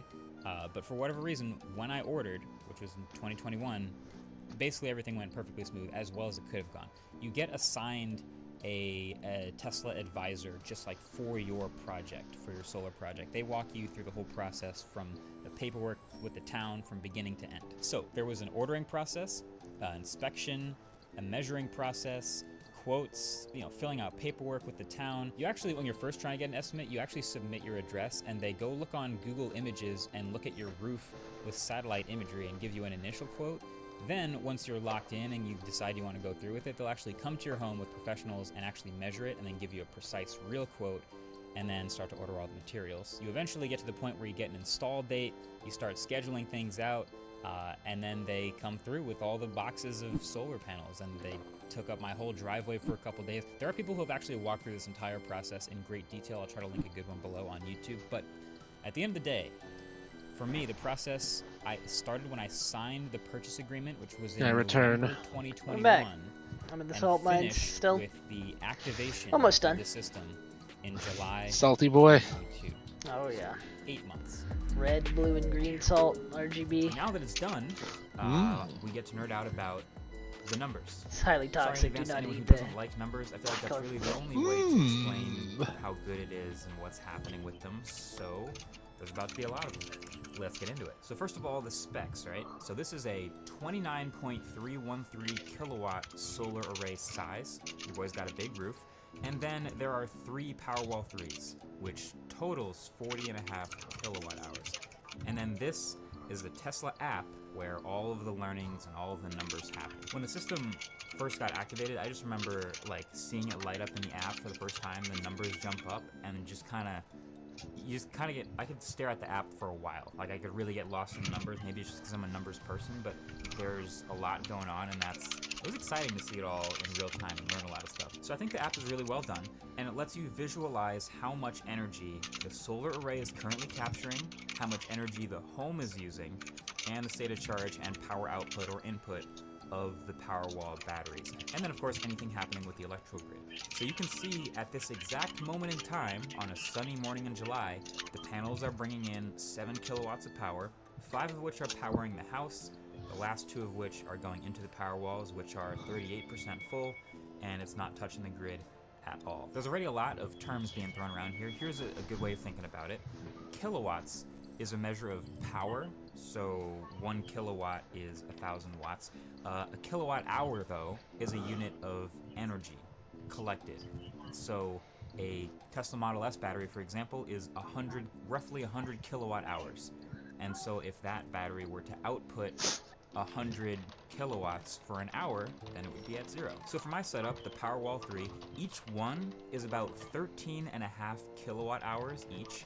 So that totals 40.5 kilowatt hours since I have 3, and they support a maximum power output, in or out, of 15.5 kilowatts. And then the solar system being 29.3 kilowatts means that basically it seems like the theoretical maximum of the electricity that can be collected at any one time is 29.3 kilowatts. But as you're about to see a little bit later, that number may or may not be accurate. Either way, just hanging out in the Tesla app for a while, which you do a lot for the first few weeks, I learned a lot. I learned a lot about what takes a lot of energy, what takes a little bit of energy.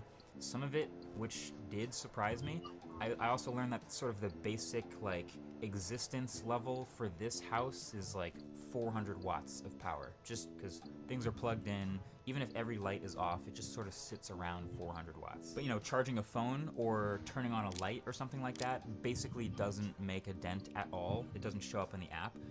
Turning on a TV might only take about 100 watts or 0.1 kilowatts. A computer can pull 300 to 500 watts if it's taking a lot of power. But surprisingly, the big spikes come from the microwave and the toaster, for sure. But the 2 absolute biggest draws of electricity in this house, by far, and I think probably with a lot of others, are number 2, air conditioning, and number 1, by a country mile, is charging the electric car. I think the best way to look at this is actually by seasons. So like I said, the system got activated in July, so in the middle of the summer. So a typical summer day in New Jersey is pretty awesome for a solar customer. The days are long, we get a lot of sun, it's great. This is what a summer day looks like in the app. And this is a pretty good day for solar, so you can see the sunrise is around 6 a.m., the peak is around noon, and then this drop off till sunset around 8 to 9 p.m. It's a lot of sun. And on this day, it generated a ridiculous 260 kilowatt hours of electricity. Not all days are going to look like perfect curves like this, by the way. In fact, the previous day was pretty cloudy, so you can see it only generated 65 kilowatt hours. The next previous was better again. But yeah, a typical summer day, you know, get around 200 kilowatt hours from the sun. And then I think this view is the most helpful. It looks kind of wild at first, but you can quickly tell how to read it.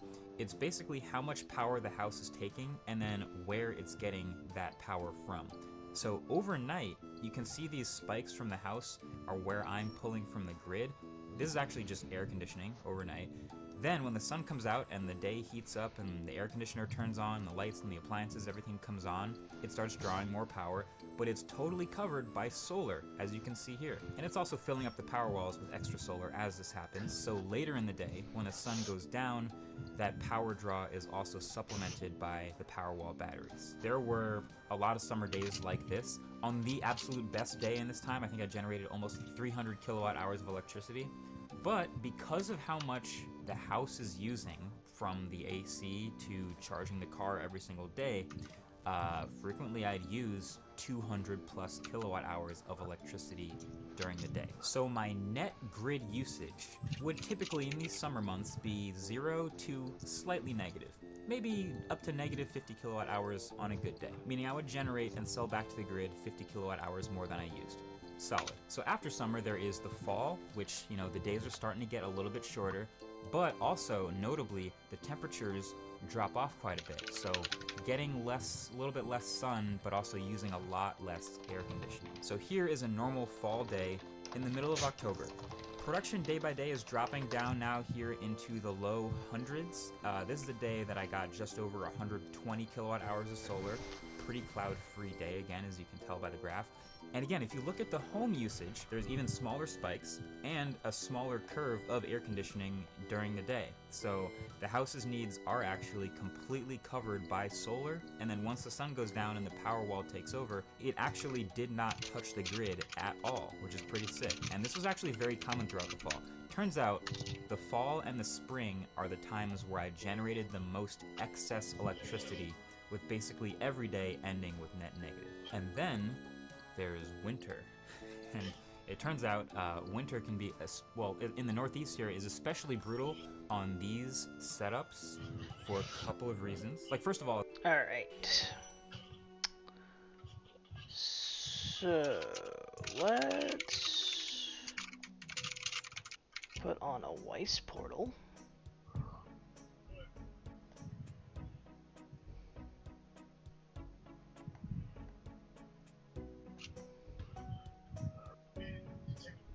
Weiss. Hey, look at it go. I can go to Weiss whenever I want. The problem is, man, I don't really want to make another room. Well, I guess there's not a problem in making another room. So I think the lore is you want to stick to a 4x4 house.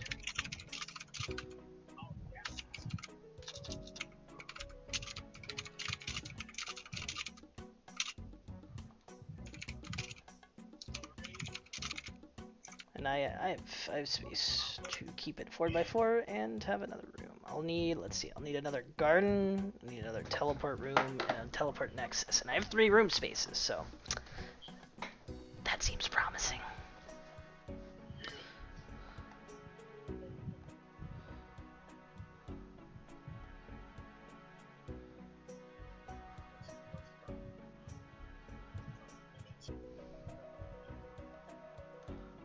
What room is this?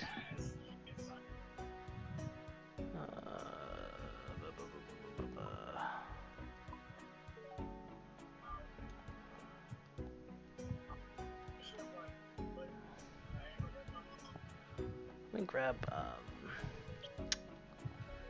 need a hammer and a saw.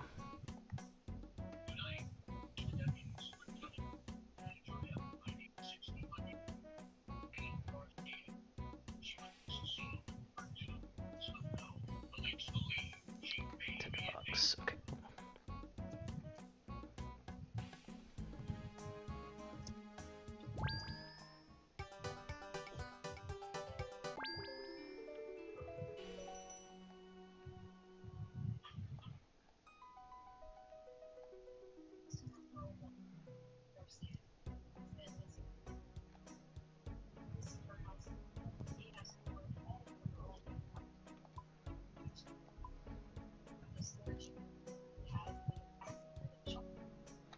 What do I need a parlor for?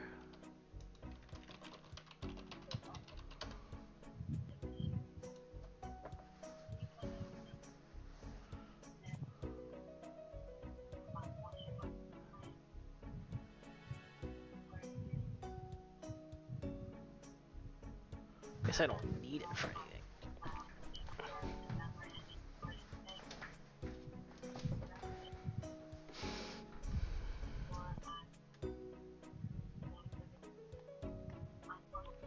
Okay, well let me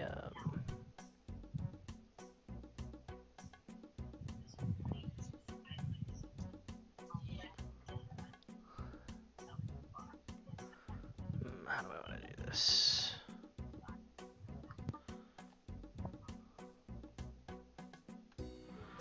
Okay, maybe we move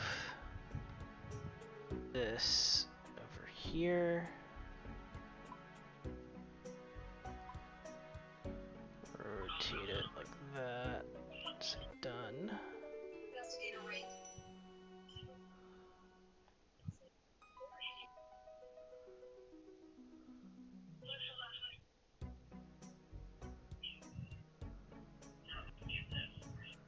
And then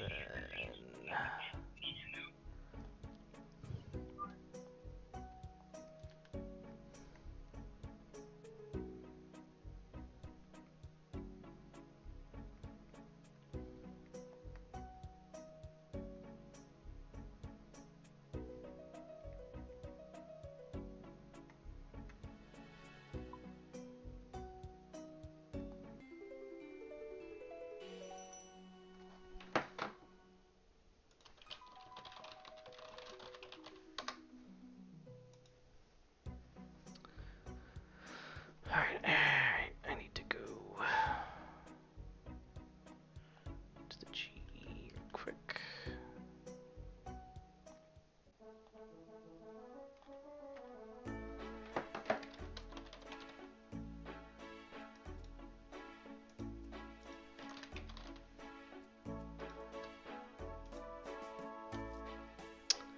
Then I need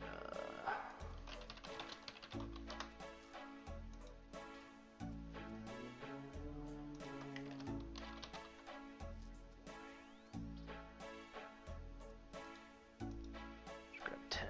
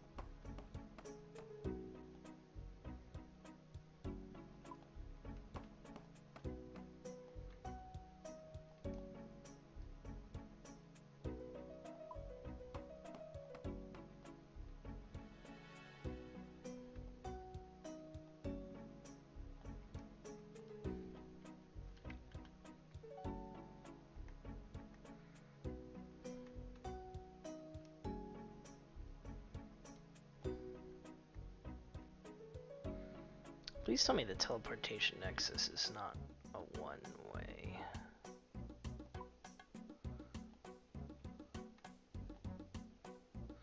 Oh, good. It's omnidirectional. Okay, well that's perfect. All right, we don't need to build it right now though.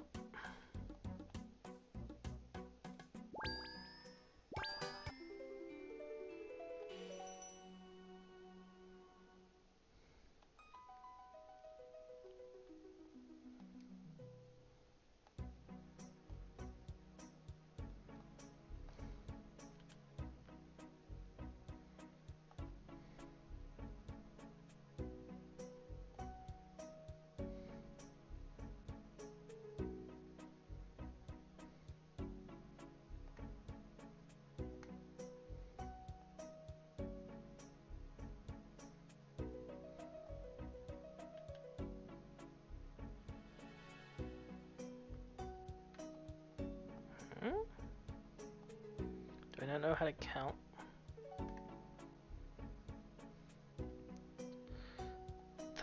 100 basalt, 100 te. Oh, I need more te. No, I'm glad I made my waste teleport. That's no teleport, that's my Weiss. Curious.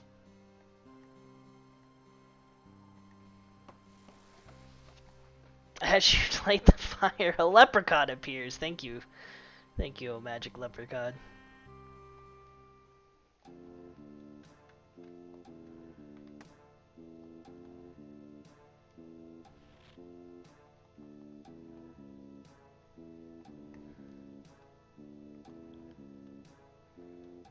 Okay, need a little more tea.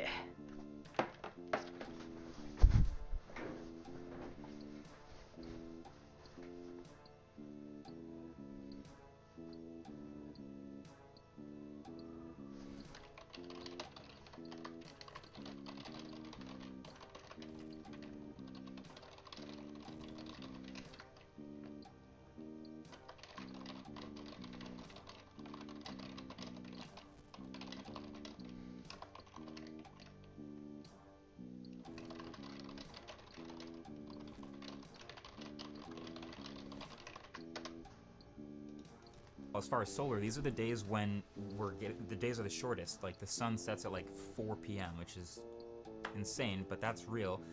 But it also turns out that most of the days are cloudy. I didn't really realize this like truly until I started looking through all of the graphs, but it's like 1 out of every 10 days is actually sunny, and I know it's cold and everything, but I didn't realize how many days in the winter are just cloud cover all day. So then also, my home's, I'm pointing like you can see it, my home's air conditioning is electric, but my heating is natural gas. So my natural gas bill is just going up and there's nothing my solar can do about it. But on top of all of that, you gotta think about the car.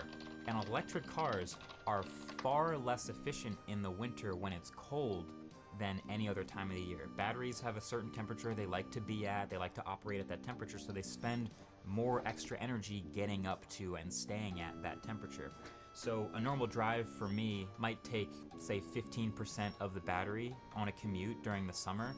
That same drive during the winter will take 20, 25, 30% of the battery driving the exact same way just because it's so cold. So that is a lot more electrical energy. So here's what some typical days in the winter would look like. Literally only generating 20 to 70 kilowatt hours of electricity in a whole day. Like cloudy days would literally only be a handful.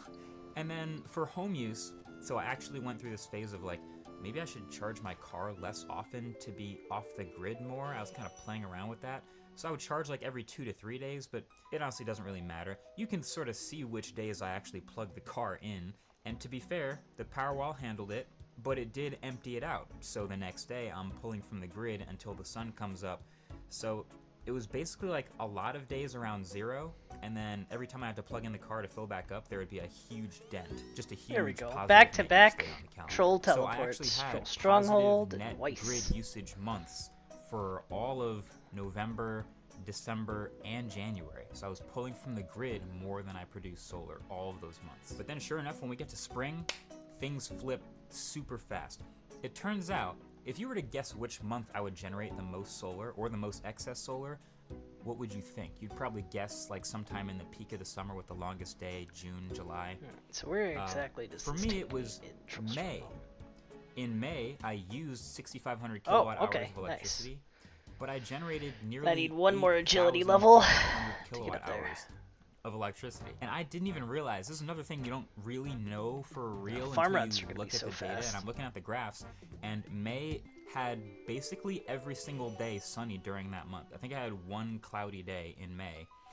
But June and July, we do get a lot more thunderstorms out here in the Northeast, and that actually does take a real hit on total solar. That's cloud cover. So they didn't generate quite as much solar as May. We're just learning weather patterns out here through graphs of solar generation. This is also around the same month that I got the 8 Sleep. So the 8 Sleep is a pod cover that fits on a mattress like a fitted sheet, but it's temperature controlled, so it can heat and video. So it's time for the big summary. I've had this solar setup for a full year now, all 4 seasons. It's time to run the numbers, see if it was really worth it, and see if it's Throw actually some good. torch So let's start stole. with the money question here.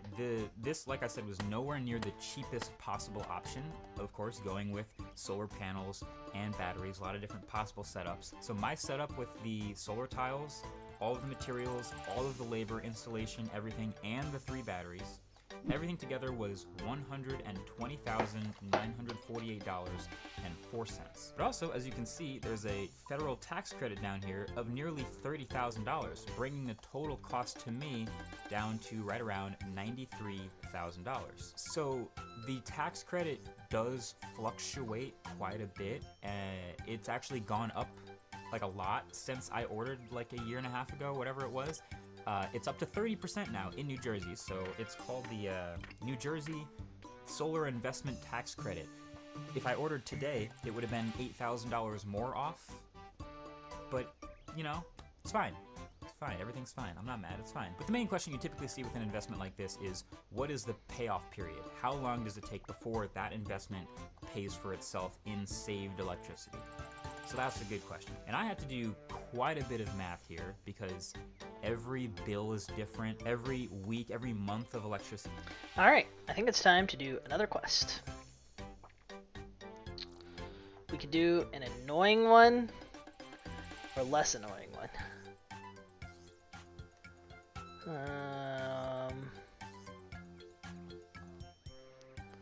Let's just do the annoying one. Rag and Bone Man 2.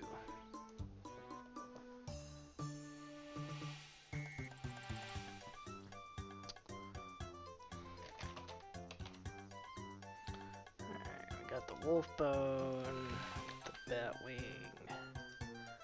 got the rat bone, pretty sure, yep. Okay, we need the baby dragon bone. Ogre. Ribs. Joker. Okay, we need the Joker. Got the Sober. Do we have a Mogre? Need a Mogre. Taganoth ribs. Got a snake.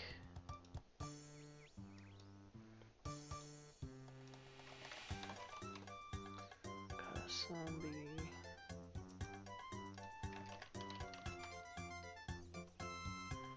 Okay, werewolf.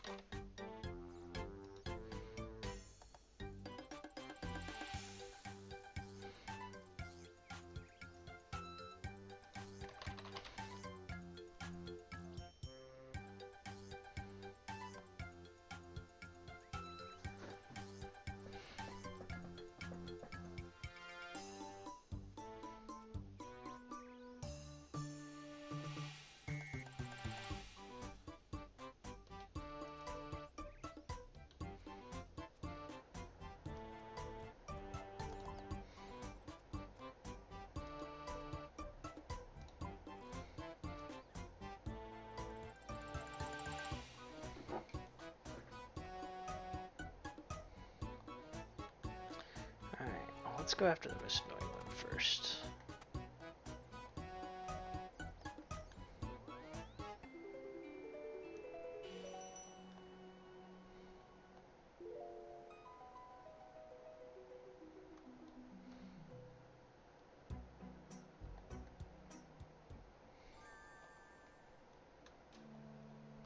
Oh wait, I probably want to grab some food for this one.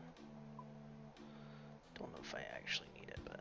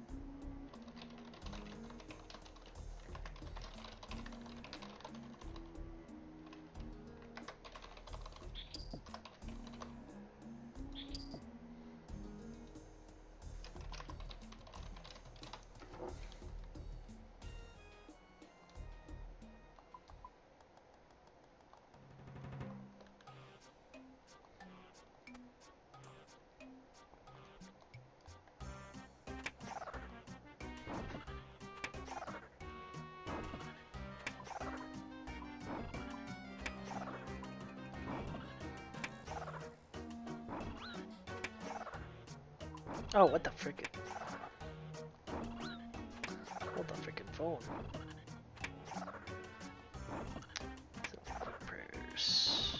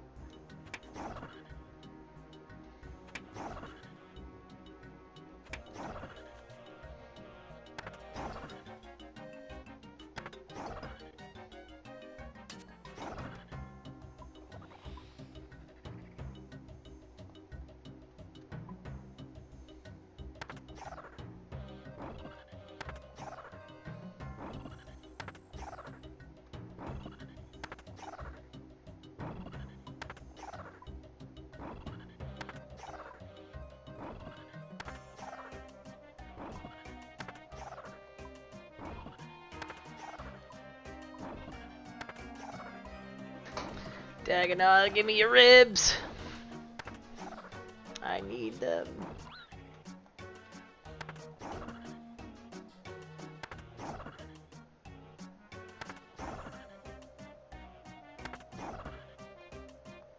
Cost different amounts. Actually, my provider literally has different electricity rates every single hour, and there are different averages per day, per week, per season. But if I do a sort of a sweeping average for each month and how much electricity I've been using, the 54 megawatt hours of electricity that I've used in the past year would have cost about $9,660. So again, it's a lot, but obviously air conditioning takes up a lot, and a lot of that is driving an electric car every single day. So of course my gas bill has been $0 this whole time, but you know, that's where it comes from. So if you divide that out by the total cost that I paid, it comes out to just under 10 years, 9.6 years. So if you Google like, what's a good payback period for a solar setup? The answer that the AI pops up with is like 6 to 10 years, which, you know, if I think about it, makes sense, obviously, and that's great because if the panels are warranted for 25 years and you pay them off in 10 years, then they're just paying you extra for the next 15 years, however long you're in that house, which is great. So mine being on the longer end of that, am I mad at that? Not really, I think that's fine. I also do know that there are a couple of things that could have been different to make that payback period shorter. Now actually the number one suggestion typically would be like, okay, if you want to make the payback period shorter, get a less expensive setup. And that would make sense, but also you have to keep in mind, the coverage really matters here. So I could Yeah, have gone with a here we go. much less expensive, actually a solar panel array from Tesla on this same exact roof, and because of all the pitches. Okay, Dagonoth ribs. Check that off.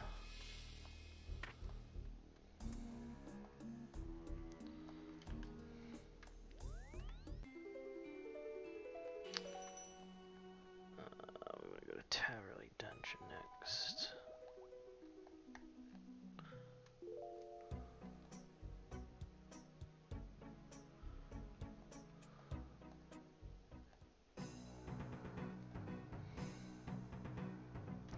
Need to murder some baby dragons.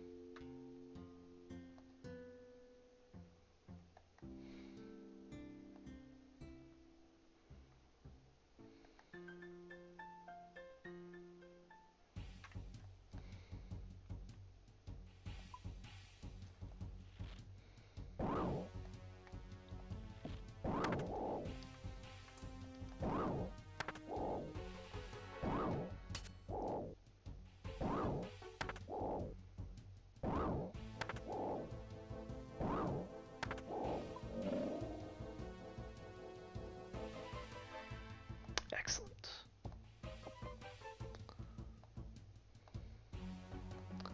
Okay, baby dragons.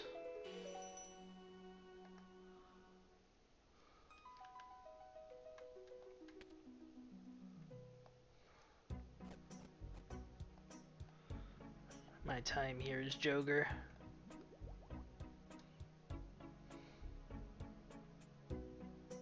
Tal, what if your time here was Joger?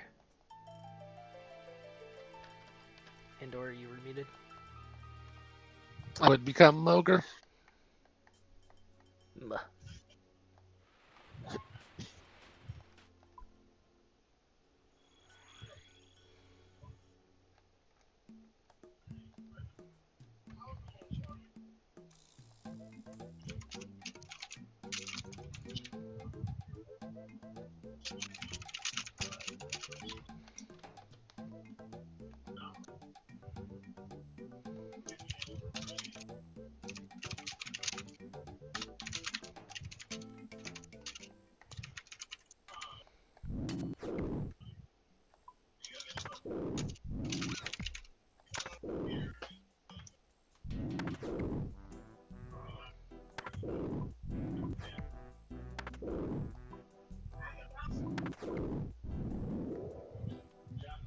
Choker bones. Oh no, wait, those are normal choker bones. Dang it.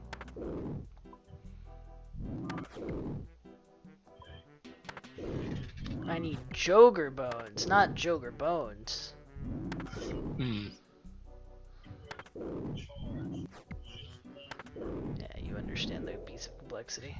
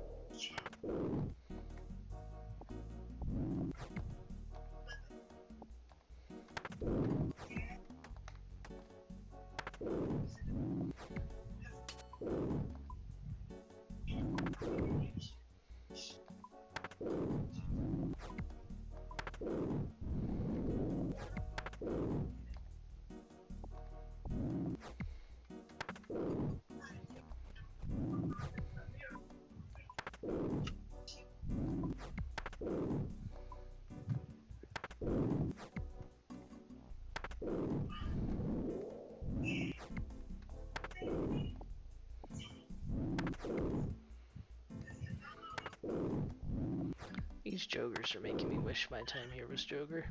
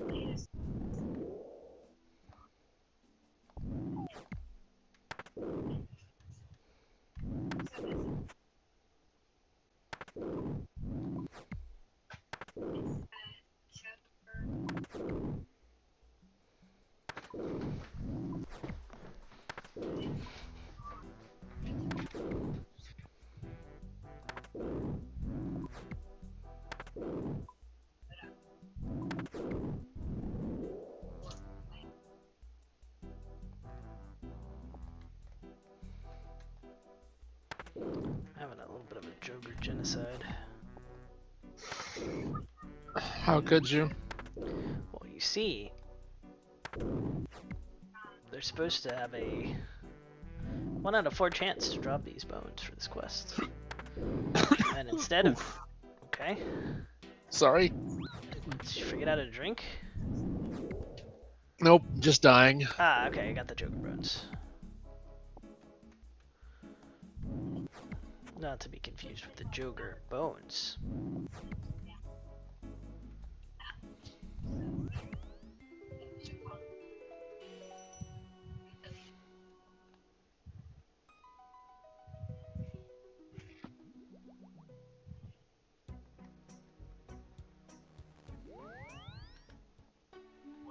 I probably should refresh my prayer. Well.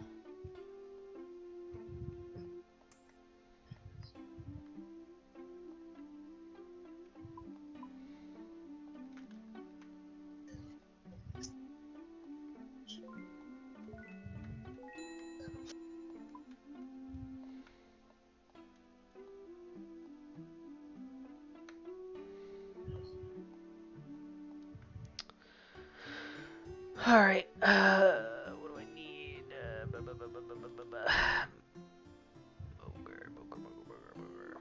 Moger. It's all moger.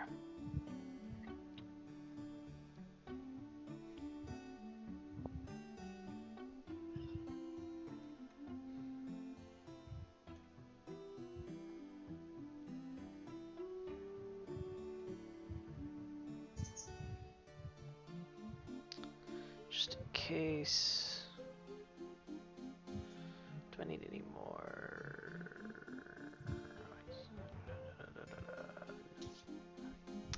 Okay.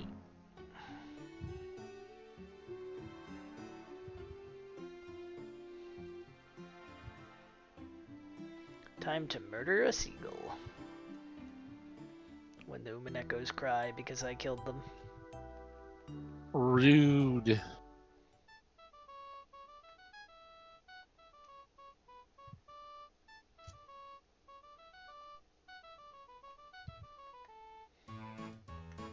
Look at this guy splashing.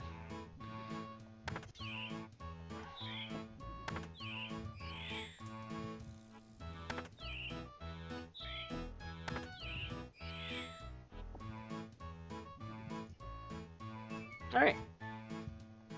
Check that one off the list. Seagull, get.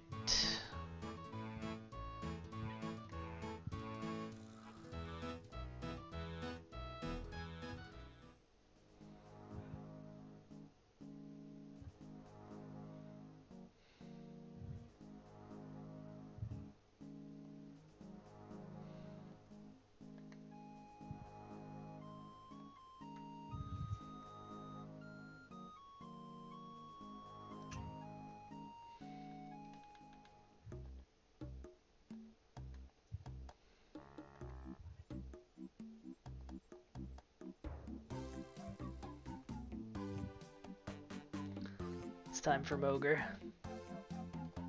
Hmm.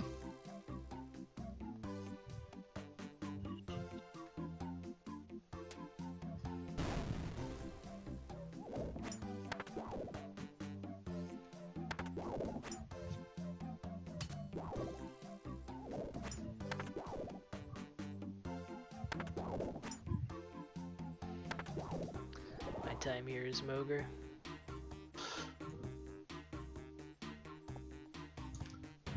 You are the Moger. I'm killing the Moger. Why?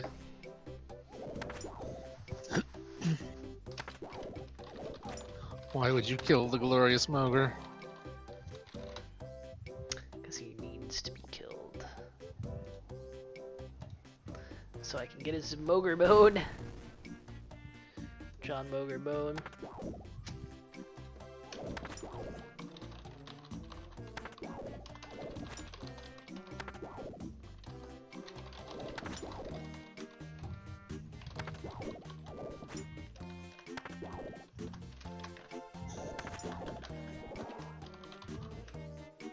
Ah, there's my Moger bone. Alright, check Moger off the list. Now we get to go in this cave.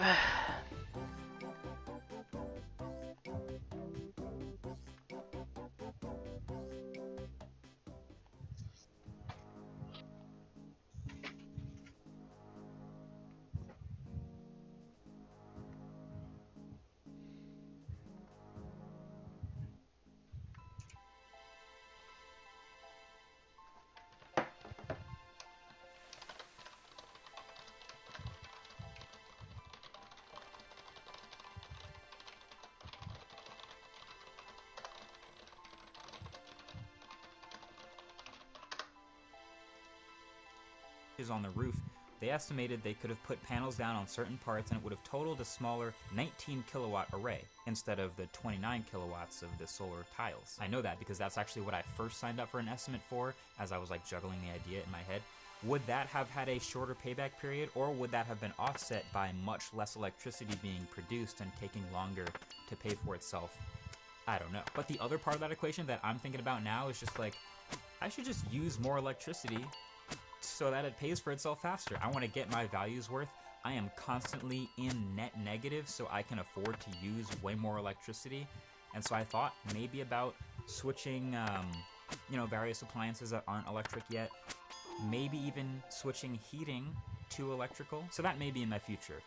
But now for all the miscellaneous weird quirks of having this brand new piece of tech on top of my house, because I don't need to kill these guys. I need to kill So first of all, giants. on the $0 electricity bill for the whole year, that is real, which is pretty awesome. But it's also interesting that I was able to achieve the $0 bill monthly, but I also used positive net grid energy for those 3 months during the winter. So you might be wondering, wait a second, how does that work? And the answer is net metering credits, it turns out, they roll over month to month, but then they get reset once per year. So meaning when it was first activated and in the first full month of August I produced more than I used, I ended the month with a credit of the difference, which was negative 255 kilowatt hours. And it says that on the bill. So that means the next month, even if I used 255 kilowatt hours more than I produced with solar, I would still have a $0 bill because I have that credit to play with. But month after month after month during the summer and then the fall, I was building up more and more negative credit so that by the time we got to winter,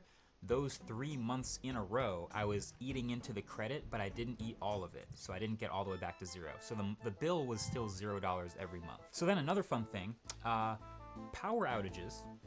I have had a few power outages since getting the solar system installed. Most of them just because of thunderstorms and the grid going down for a bit. I didn't even notice, which was pretty sick. I did not notice, the lights didn't even flicker. I didn't actually know until I got a notification on my phone from the Tesla app saying, hey, just so you know, you're disconnected from the grid right now, but you're running off of solar and or batteries right now. So everything is good, and you've got, X amount of hours of backup left, and it should get you till the next morning when the sun comes up again. And there's even a storm watch feature that will preemptively make sure the power walls are full if it knows a big storm is coming. And honestly, there is a pretty sweet peace of mind knowing for a fact that if I don't charge the car, the power walls have more than enough to just use the house like normal until the next morning. Air conditioning, appliances, literally whatever, and it'll be fine. And when the sun comes out again, it'll start powering everything. I could be completely off the grid for days or weeks at a time if I find somewhere else to charge the car. Now, another fun fact. In the winter, in the Northeast, you probably already know, we get snow. And apparently, the surface of the solar tiles, the solar roof, stays just above freezing, just a little bit warmer than a roof would, which has some interesting side effects. Most notably, when it snows a little bit, the snow simply hits the roof and melts. So it never actually accumulates on the roof, and then the solar can continue to work. I mean, if it's cloudy, you get a little bit of solar, but it keeps working, and then you're the only house that doesn't have a white roof because there's no snow on it. But when it snows heavy, like a lot, which it does a few times, what happens is it snows a ton and it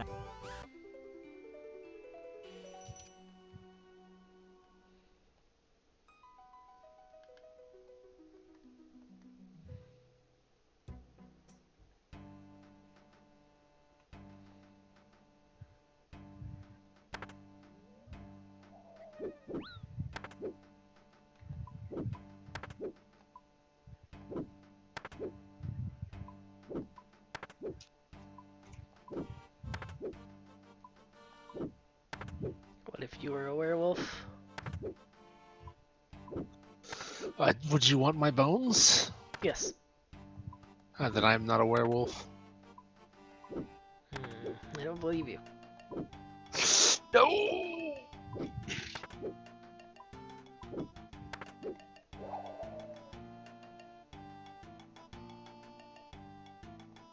There we go. Werewolf bone.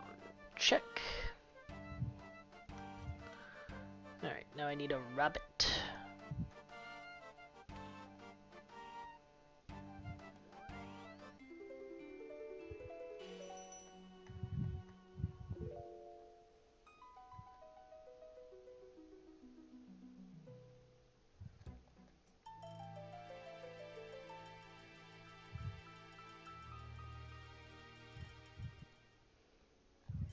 It actually does accumulate, and then when it accumulates, the outside layer kind of insulates the bottom, and so the bottom now has room to get warm again, and so it warms up and creates a thin layer of water, and then the whole thing just slides off of the roof like a sheet of ice. Like the whole accumulated layer slides off on the water. So I didn't actually get videos of this happening with my own roof, but there are some YouTube videos of this happening on YouTube. It's kind of crazy. Literally the whole roof section slides off in sheets, and it actually lands in piles around the house, sometimes blocking a door or a driveway. It's not a small deal. It was a little bit frightening the first time it happened because I didn't realize what that loud booming noise was. I was like, is there thunder in a snowstorm? That's kind of weird. But then I see it in the window, sliding off of the roof, which is crazy. Then it piles up around the door, and then I gotta shovel it. But then last but not least, the fun fact, I lied to you all. That sounds silly. The $0 power bill is actually kind of a lie because my power company ruined it. Every month for the past 12 months, my electricity bill has been $5.75. That's just because I have zeroed out all the charges thanks to net metering, but they charge $5.75 every month basically just to have an account. So, thanks guys. So to wrap everything up here, my 1-year conclusion, this is an awesome piece of bleeding edge tech. You can tell it's bleeding edge because it's still rapidly evolving over time, and it's still very expensive. So for early adopters like me who are willing to take the plunge, willing to take that risk a little bit, it can be really awesome. It kind of reminds me of electric cars. There are a lot more affordable solar setups out there that are making a meaningful difference for a lot of people in a lot of different situations all over the world. There's also much more there's the massive, rabbits. huge solar setups as well. But I think we can kind of all get behind a technology making more sustainable energy more useful, more efficient, and more beautiful over time. I definitely learned a lot with this process, mostly in like how much electricity certain things specifically use, but also how much electricity a roof with solar panels on it can collect in different times of year, different seasons, and different situations. But honestly, I don't think I would change a thing. I don't think I would change anything in what I did, other than probably waiting like 6 months to get a little more of a federal tax credit. But I'll hit one last thing. It was briefly mentioned in like a Tesla earnings call, I think it was, that, or maybe Elon just said it randomly, but that Tesla vehicles in a year or two, by 2025, would all support bi-directional charging, which would be amazing. I don't know that that's actually going to happen, but having the cars be able to not just charge other cars, but even potentially serve as your house's backup battery would be pretty incredible. These car batteries, as we're learning, are already way bigger and can support way more power output than any Powerwall, any home battery. One Model S battery is equivalent to like 7 or 8 Powerwalls. So who knows if Tesla actually does it or not, but as of today, with the right box on the wall, with the right inverter, the F-150 Lightning, which has an even bigger battery, can actually be your house's backup battery. So I think the number of EVs that support this feature should only be slowly going up. But I think ideally, there's a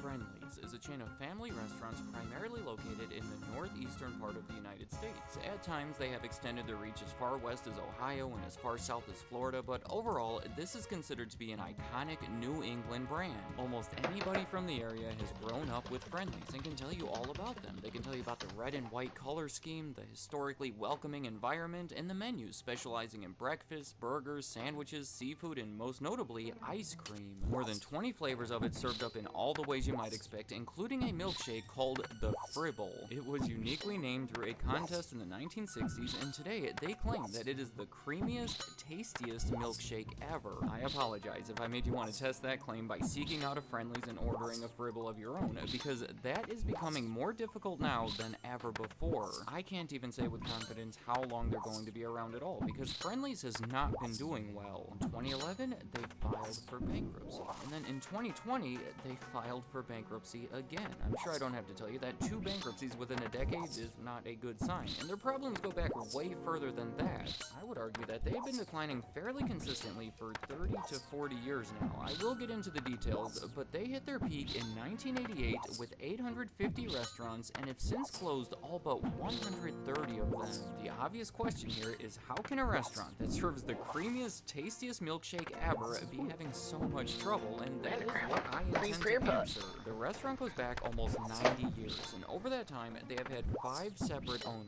In this video, I want to talk about the rise and fall of Friendly's by highlighting some of the ways that they have been impacted by each one of these owners. Starting in 1935 with the co-founders Curtis and Presley Blake. They were brothers from Massachusetts, 18 years old and 20 years old, looking to find jobs and start their careers, but having trouble considering it was during the Great Depression. Instead, they were able to borrow $547 from their parents, and they used it to start a small ice cream shop in Springfield called Friendly Ice Cream. I know that sounds pretty standard today, but you have to consider that ice cream shops weren't all that popular yet. This was before Dairy Queen and Baskin-Robbins. Their biggest competition was actually drugstores that would sell ice cream at their soda fountains, typically for 5 cents a cone. The Blake brothers cleverly decided that they would sell their cones for the same price, but they would add a second scoop. It gave them lower margins, but higher volume, because a deal that effectively offered 2 scoops for the price of 1 proved to be extremely extremely attractive during the Great Depression, they sold over 500 cones on their first day because customers were lining up out the door to get them. Within 5 years, they saved up enough money to open a second Friendly Ice Cream in the area.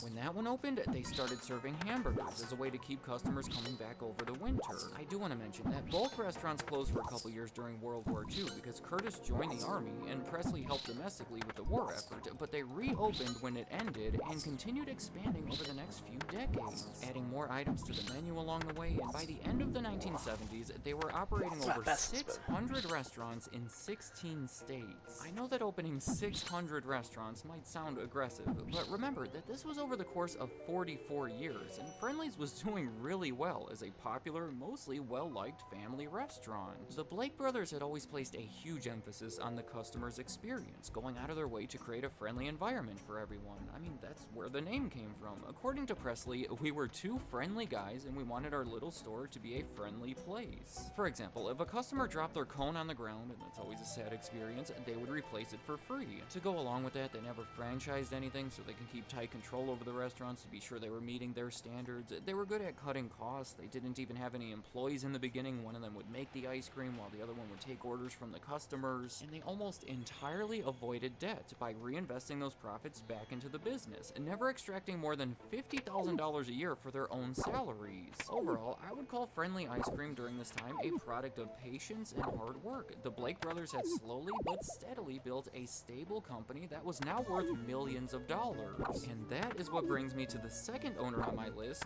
Hershey, the chocolate company known for the Hershey bar. Well, in the 1970s, the prices of sugar and cocoa beans kept going way up and down, so they figured that they could bring some stability to the business by diversifying into other areas. They had already bought some pasta companies, among others, but maybe their biggest single attempt at diversification during this time was in 1979 when they bought Friendly Ice Cream for $164 million.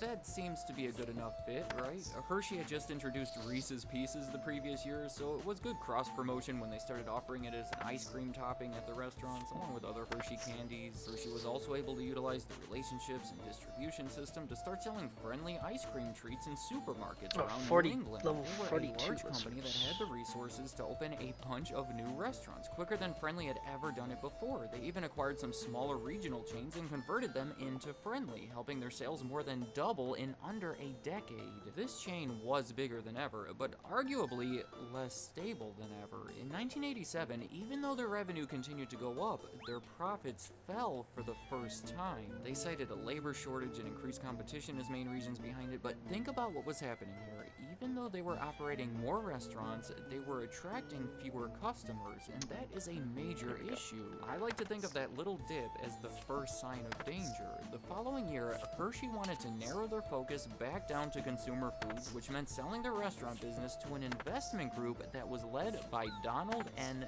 Smith. You might not know that name, but Donald Smith is kind of like a legend in the industry. In the 1970s, he was the chief operating officer at McDonald's, where he played a big part in introducing their breakfast menu. From there, he became the CEO of their main competitor, Burger King, where their profits practically doubled during the 3 years he was there. He then worked at PepsiCo's restaurant division, where he was partially responsible for the release of their famous Personal Pan Pizza. In 1985, he helped create the Tennessee Restaurant Company that would invest in various restaurant chains. In his words, "We're looking for companies that have a good name but need some repositioning to get the full value from their concept." The first one they bought was a 330 restaurant chain called Perkins Family Restaurants, a direct competitor, and the next one was the 850 restaurant chain called Friendly Ice Cream. It was essentially a leveraged buyout where they had to borrow a good portion of the $375 million purchase price. You could already see the issues that were forming here. Hershey had already put Friendly into a vulnerable position, and now they had a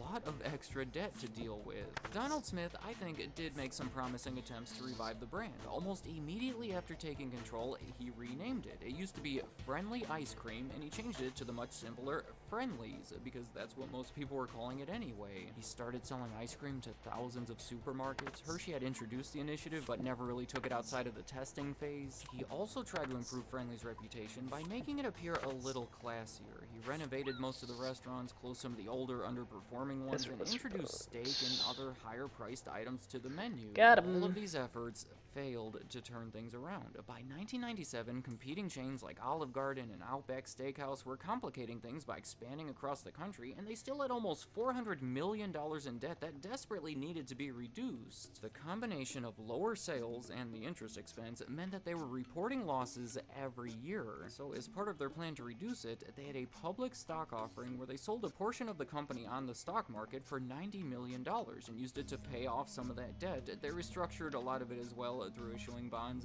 but things continued to get worse. In the span of 3 years, Friendly's stock price fell from $26 to almost $2, and this is where things start to get crazy, because remarkably, co-founder Presley Blake, who at this point was approaching 90 years old, re-entered the picture in a big way. His brother Curtis did not approve of him getting re-involved. It ended up causing some issues between them, but Preston was adamant about it. I guess that he had never emotionally let go of the company that he had built. Understandably, right? He had dedicated his entire life to it, and here he was disappointed of the new direction that Donald Smith had taken it. He didn't like the company being funded through debt. He didn't like how they were closing restaurants and selling restaurants to franchisees to try to pay off that debt. He didn't like how they alienated some of their blue-collar customers with the classier approach, and he felt that management was favoring the other chain, Perkins, over Friendly's. So, when that stock price fell, he took advantage of the low price by buying almost 900,000 shares for $2 million, which represented about 12% of the company, becoming their largest individual shareholder. He also filed a lawsuit against them, claiming misuse of $3.5 million involving a corporate jet that Smith would use to travel. Presley went so far as to offer to loan them $50 million of his own money if Smith resigned and repaid the $3.5 million. That never happened, but what did happen, seemingly due to pressure by Presley and other investors, but not officially, Friendly's was sold. In 2007, it was bought by Sun Capital Partners for $337 million, and they just continued closing locations through the recession, which of course did not help the situation. By 2011, they couldn't keep up with their debt any longer, so they filed for bankruptcy, but they did come out of it with big ambitions. They hired this guy, John McGuire, who was the chief operating officer over at Panera Bread, and he implemented this turnaround plan where the central theme of it was pretty much to try to return back to basics. A simplified menu with lower prices, better service, cleaner restaurants, targeting a smaller group of customers, but serving them better.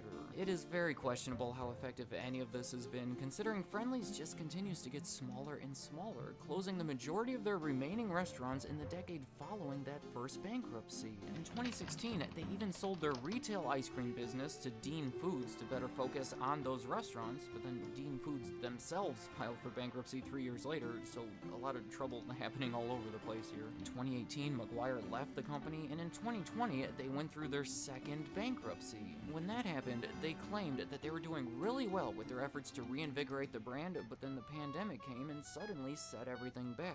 Through the bankruptcy, they were bought a final time by Amici Partners Group for only $2 million. Can you imagine that? An iconic franchise like Friendly's being sold for $2 million. They have maintained less than 1% of their value compared to their previous sale 14 years earlier. I don't have very much to say about this phase of Friendly's. The new owners have introduced the Sweet Rewards program along with some other efforts, but at this point, after falling so far, you really have to question if there is much remaining potential for the once iconic Friendly's brand. Let me know in the comments, what do you see for the future of Friendly's? Can they make a comeback and restore their presence in New England as a regional favorite, or maybe even across the rest of the country one day, or has that moment passed? So, going back to the beginning, if you are in fact craving that fribble, it might be hard, but you may want to go out of your way and try to find one of those remaining Friendly's, because it is unclear how long they're going to be there. Could you even imagine a world without fribbles? I just like saying the word fribble. Also, I want to mention that the Blake brothers did make up with each other following those disagreements, and actually both lived to be over 100 years old. Presley Blake passed away in 2021 at the age of 106.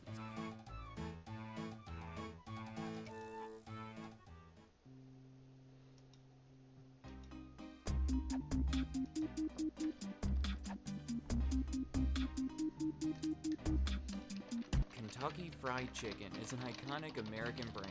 For decades now, families across the country have been gathering together around the dinner table to share that bucket of original recipe paired with the mashed potatoes and gravy and the biscuits. I know I'm not the only one who has some good memories like that. I mean, they used to be like the prime example of a successful fast food chain. Competitors would consider themselves lucky if they were somehow able to replicate some of that KFC magic, and that sounds strange today because it's not the case anymore. They're not as popular as they used to be, seemingly not as well liked, and financially they've been hitting some low points. Maybe the simplest way to demonstrate it would be by looking at their number of US locations, which has been steadily declining for quite some time. It's hard to even pinpoint the best time period for KFC. Obviously, if you're talking about highest sales or most locations, it would be around 2004. For market share, it would be somewhere around the 1970s. And if you're talking about quality or customer satisfaction, there is a good argument that could be made that their best time was when the Colonel was still in charge before 1964.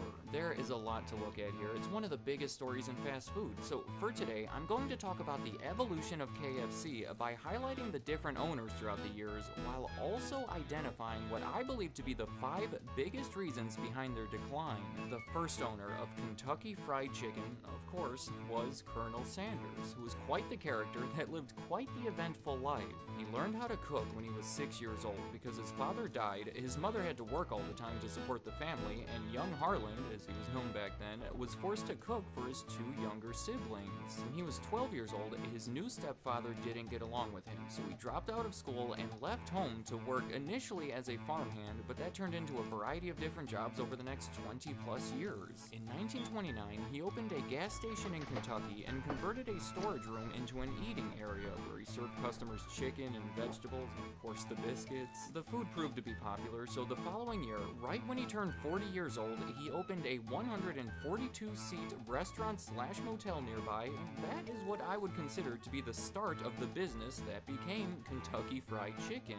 In the 1950s, he became almost fully concerned with expanding the concept through franchising, opening the first franchise location all the way out in Utah in 1952, and within 4 years, he went out on the road full-time to try to convince people around the country to open their own KFC restaurants. All of these potential franchisees were influenced by the recognizable red and white striped theme at the restaurants, the signature recipe that he had perfected, including the 11 herbs and spices, and of course the branding that included his own unique appearance that at this point has probably become more iconic than the restaurants themselves. That was all a very simplified summary, of course, but that's how he grew the chain to over 600 locations across the country before selling all of it in 1964. That year, it was bought by a group of investors for $2 million, along with a promise of a $40,000 a year salary to Colonel Sanders if he continued to be the image of the company, travel around making public appearances and getting people excited about the brand. These new owners were even more effective in opening new restaurants than the Colonel was, because within just 6 years of taking control, by the end of that decade, there were 3,400 KFCs in operation. That leads me to the first reason behind their decline: competition. Just think about that number, 3,400 locations in 1970. That is an insane figure. I believe it made them the biggest fast food chain in the country. I can tell you that they were twice the size of McDonald's. They had a head start in pretty much every market across the country, especially when you narrow it down to just the chicken restaurants. Like any other fast food chicken restaurant that you can name today, it was not even a factor. Most of them didn't even exist yet. But as the years went on and things became more competitive, KFC has had a hard time keeping up with them. For example, Boston Market. They became a sensation in the 1990s by offering rotisserie chicken, so KFC followed their lead by selling the same thing. In 2013, Chick-fil-A became the highest-selling chicken restaurant in the United States, a title that KFC had held for more than 50 years, and Chick-fil-A was able to take that title by operating not even half as many locations. In 1971, KFC was bought by Qwestin for $285 million. They were a producer of popular alcoholic drinks, including Smirnoff vodka. Over that next decade, they continued to find people to open even more restaurants, reaching almost 6,000 of them by the 1990s. Crap. My game's lagging These from previous this two owners, Qwestin. clearly a big goal of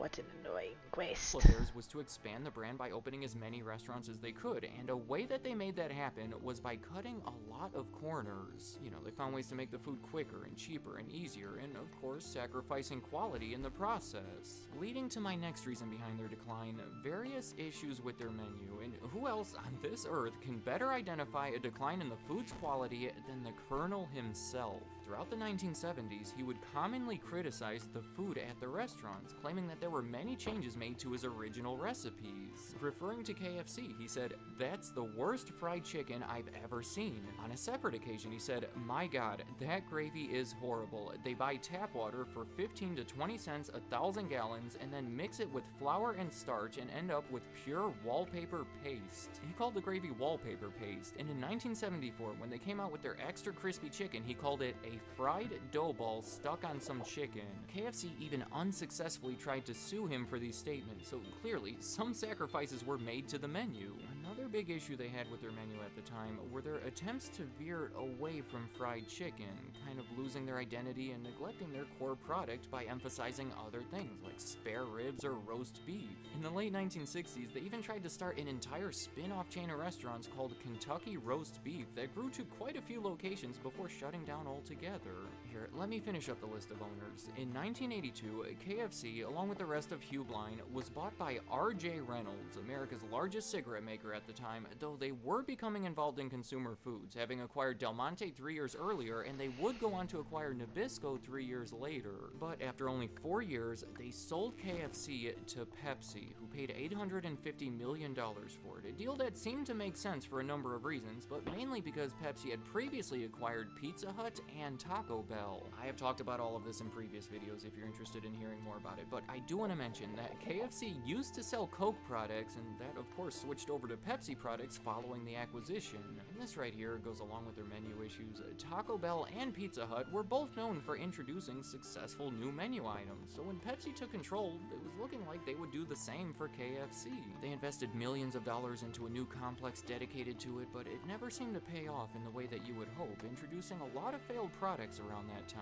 To finish off the list, in 1997, all of those restaurants under Pepsi's control were spun off into their own separate publicly traded company called Tricon that was later renamed Yum Brands. They went on to buy and sell other fast food concepts, even tried co-branding many of them under the same building, but that is where KFC still remains today. So now, back to my other list, another big reason behind their troubles has been their marketing. When Colonel Sanders died in 1980, at 90 years old, they lost their spokesperson. Honestly, is there any other brand out there with someone more associated with it than KFC and Colonel Sanders? I was not even alive at the same time as him, and I associate the two, and I don't really know exactly what they're supposed to do here either. Attempts at different campaigns haven't been nearly as catchy or effective. They have tried to bring him back in cartoon form in the 1990s, and more recently as various celebrities dressed up as him. That one right there was part of a $185 million investment in 2015 meant to bring new life into the brand. He was originally portrayed by comedian Darrell Hammond, who felt misled by the company because he thought that he would be the longtime spokesperson, but then he was replaced by Norm Macdonald and Jim Gaffigan and many others, including Reba McEntire. I don't know, it's a bit polarizing. It can be seen as disrespectful to an extent. Maybe it brought more attention to the brand, but I don't see any figures suggesting that it's been all that effective. In 2009, KFC did have a hit menu item with their grilled chicken, but the marketing of it was not handled very well. KFC sent a letter to the UN asking them to recognize a country called Grilled Nation, made up of the 60 million people who ate their new product, and then they sent someone dressed as Colonel Sanders to the UN building who somehow got through into restricted areas and even shook hands with some important people there. Again, potentially a misguided, even disrespectful marketing attempt. Still related to the grilled chicken, there was another fiasco where Oprah Winfrey promoted a deal on her show where the public can download a coupon for a free meal of it, and in short, too many people showed up, the wait times were too long, and they couldn't honor all the coupons. It was more bad publicity for KFC. Another potential reason behind their decline would be the health content. I don't claim to know exactly what people should or shouldn't be eating, but Kentucky Fried Chicken is generally considered to be among the more unhealthier restaurants. The public has become more health conscious over time, especially compared to their dominating years in the 1970s, and that hasn't been good for business. I mean, they have the word fried in their name. Well, actually, in 1991, they changed their official name to the initials KFC so they wouldn't have that unhealthy sounding word in their name. Soon after, they attempted to introduce more health conscious menu items, which again didn't seem to catch on all that well. In the early 2000s, they had a campaign saying that KFC stood for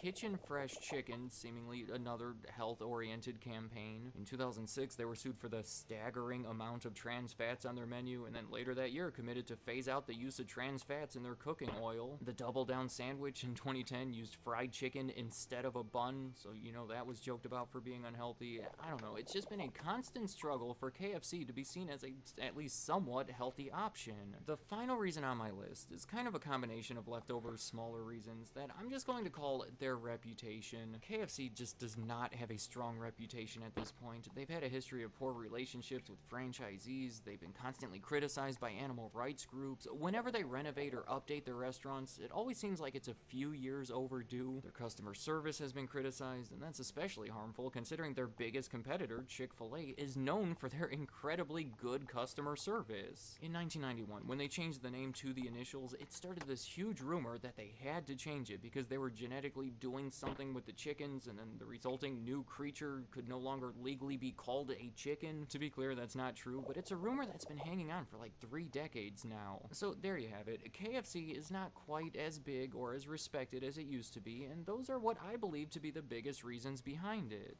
Though I do want to mention that everything in this video applies to Kentucky Fried Chicken in the United States. They've actually been way more successful in different markets around the world, specifically in China. They were the first US fast food chain to open there in the 1980s with a much different menu, and have since capitalized on that head start by becoming one of the most recognizable US brands in the country. In 1997, their international locations surpassed the ones in the US, and today account for over 80% of them. So to be fair to KFC, most of their attention has been in foreign markets over this time, and maybe we can consider that yet another reason that they've been slipping in the US. Let me know in the comments, what do you think about KFC? Do you like getting that classic bucket of chicken or one of their limited time offerings, or would you rather go to one of their competitors? And has that opinion changed over the years? Also, do you agree with my list of reasons?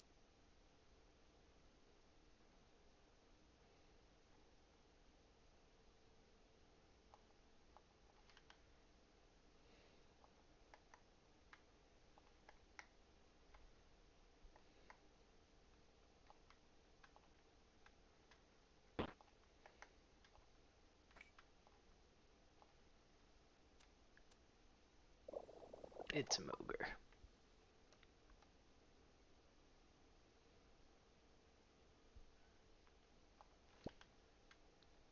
What if you were Moger, Talon? That's my secret. I am Moger. Oh. Do not kill Moger. He's already dead. What the heck? Sorry. I'm sorry about it. Why you kill me? Well, your time here. What's Moger? No! It's sad to say.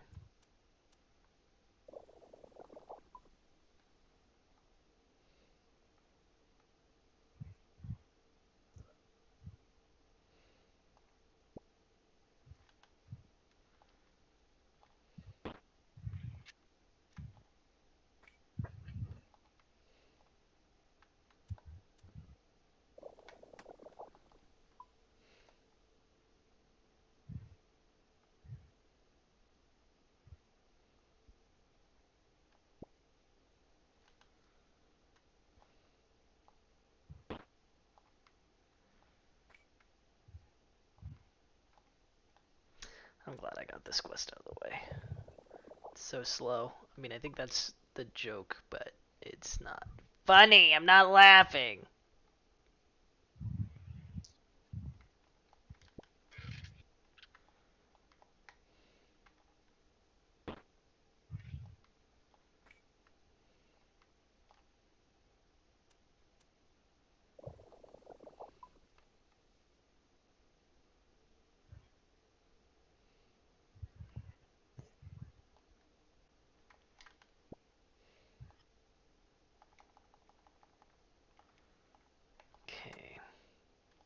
How many bones do I have? 3, 6, 10, 12.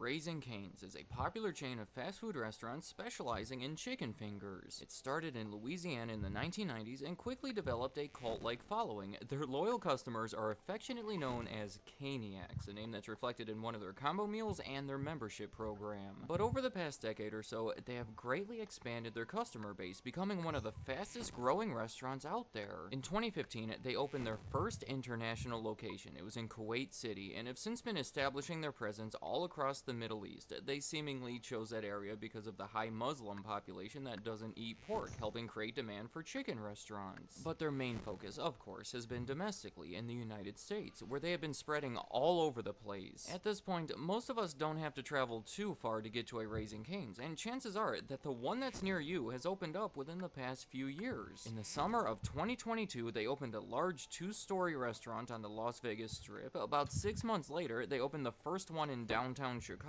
and a few months after that, in June of 2023, they opened an 8,000 square foot location in Times Square, New York. That one was part of their plan to open 25 more of them in the area over the next 3 years, and here, since 2015, their number of locations has more than doubled, and amazingly, their sales per location have also doubled. When you put those two together, it means that overall sales for Raising Cane's have exploded by more than 500%.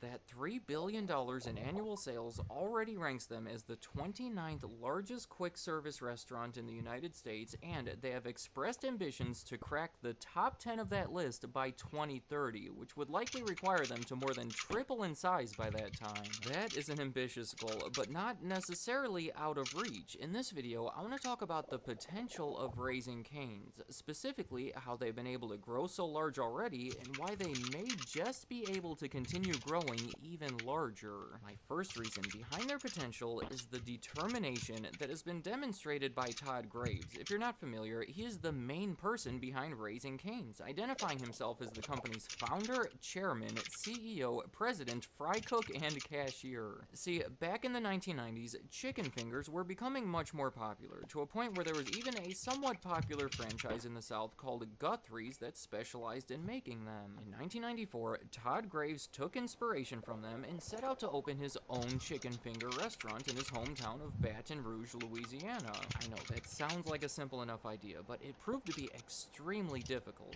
He had a friend that was attending Louisiana State University, LSU. His name was Craig Silvey, and he was able to convince him to become his partner in starting the restaurant. Famously, for one of Craig's business classes, the two of them put together a business plan for the restaurant that they envisioned, and the professor grading the plan did not like it. He gave it a B-, which evidently was the worst grade in the class, and he said that a chicken finger restaurant would never succeed in the area. I guess his reasoning was that seafood and Cajun food are far more popular in Louisiana, and plus they would have to compete with Popeye's chicken from Louisiana. They were unable to secure bank loans because the loan officers also didn't see potential for the concept. There was a lot of rejection early on, so he was forced to raise the startup money on his own. To do that, he moved out to California to work as a boilermaker at an oil refinery for 90 hours a week. He then moved to Alaska, where he joined Craig Silvey, spending long, dangerous hours on a commercial fishing boat catching sockeye salmon. After a couple of years, they were able to save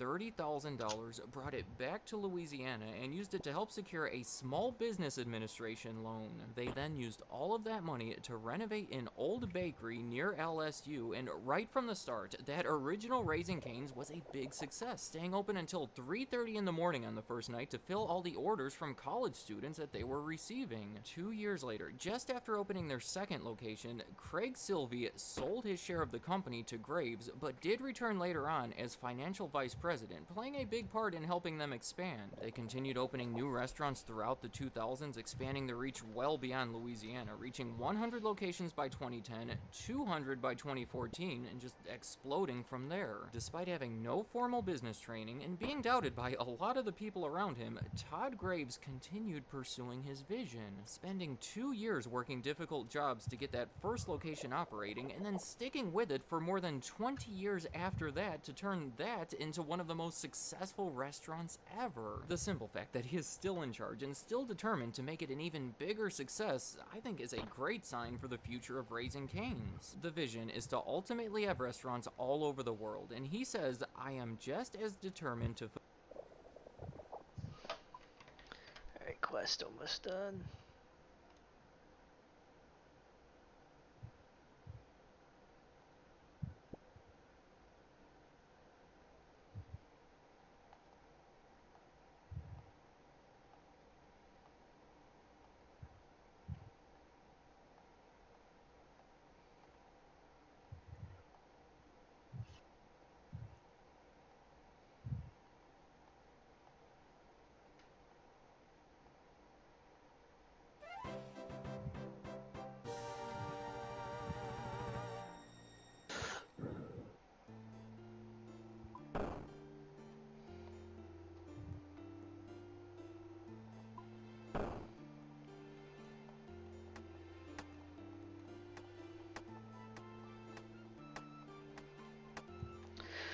Alright, annoying quest done.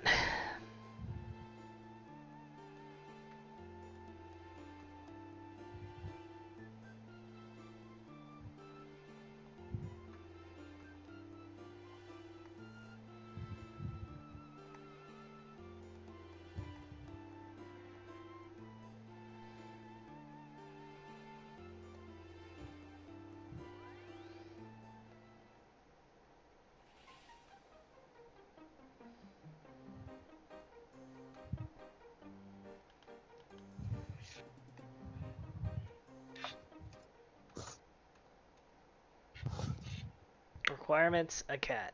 Cat speak amulet.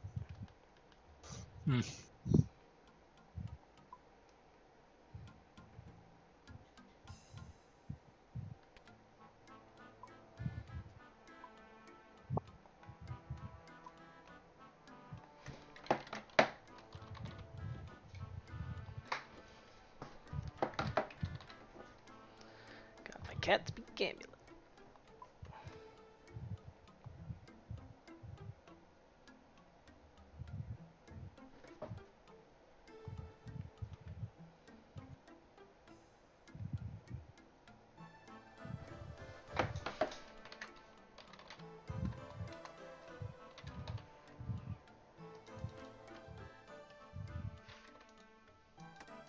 That cleared up, man, that quest cleared up so many inventory spaces, it's actually wild. This guy was just hoarding for one quest. I was hoarding 20 bones! fulfill this dream as I was to open the first Raising Cane's restaurant. That sentence right there gives me a lot of confidence for them. Next up on my list is the simplicity of Raising Cane's, mostly referring to the menu because I don't know if there's another popular fast food chain with a menu that is this simple. You know, so many of the competitors are all about the new gimmicky menu items that are constantly revolving to draw people in, but not Raising Cane's. From the very beginning, their focus has been on chicken fingers, and that is what they make. It is in the logo and in the official name of the business. The most popular thing people order there is the box combo, containing 4 chicken fingers, crinkle cut fries, a container of cane sauce, Texas toast, coleslaw, and a fountain drink. That list right there is pretty much everything they serve. All the other combos are amazingly similar. I'm just saying, if you or somebody in your group doesn't like or isn't in the mood for chicken fingers, don't go to Raising Cane's because they don't really offer an alternative. The lack of variety is probably the biggest potential drawback to this system, but there are some major advantages. I think most would agree that these meals are fairly inexpensive because they sell them at a small margin. They don't make much profit from each meal they sell, they instead make their profits by selling a lot of meals. Having a simple menu allows them to sell a lot of those items. It also helps them make those items really fast. A study conducted by QSR Magazine in 2018 concluded. Alright. Hello, I see you have a cat. Meow. My cat's name is Bob, but I haven't seen him.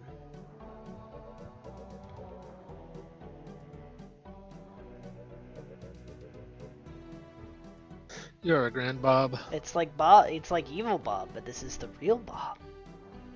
That's why Evil Bob is here.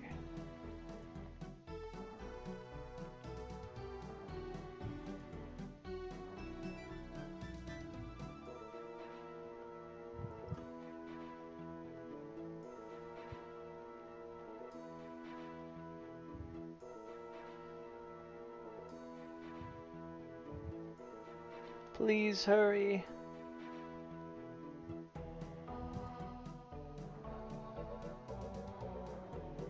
Oh, I need death roots.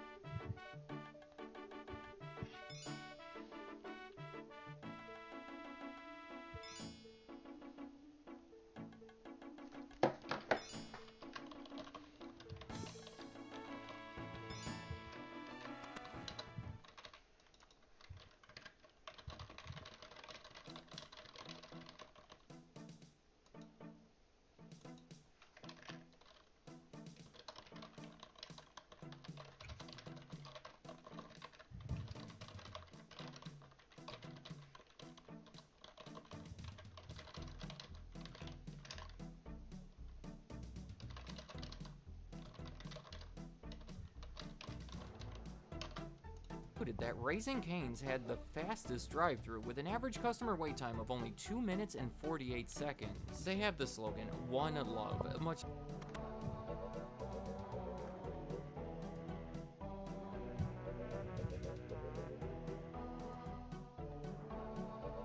She can talk to cats as well.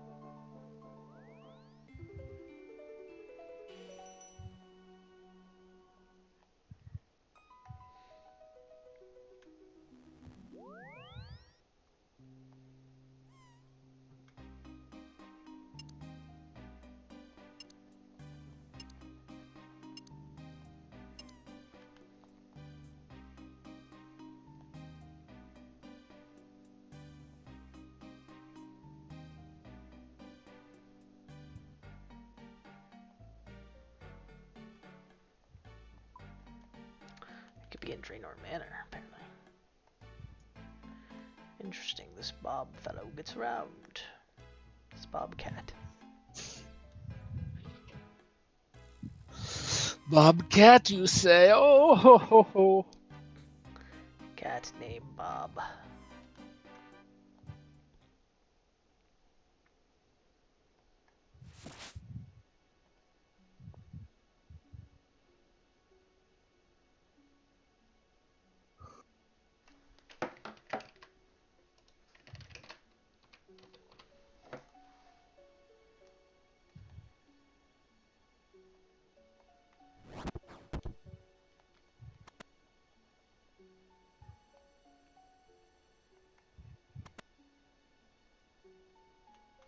There he is, that rascally Bob.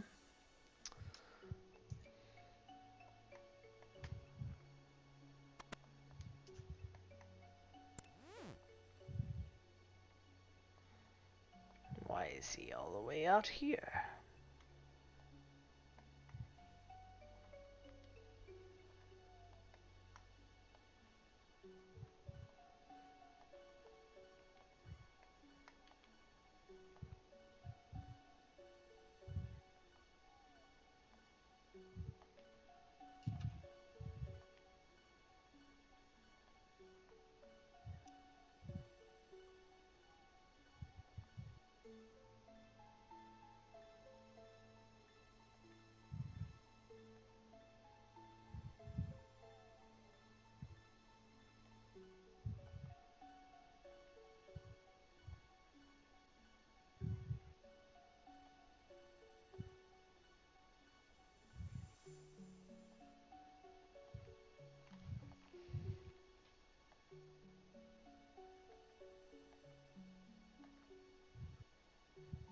Come on, we can help Bob.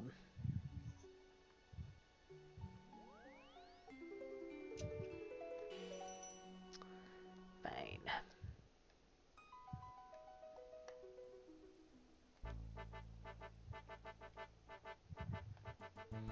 Where is Varrock? How I get to Varrock? Oh.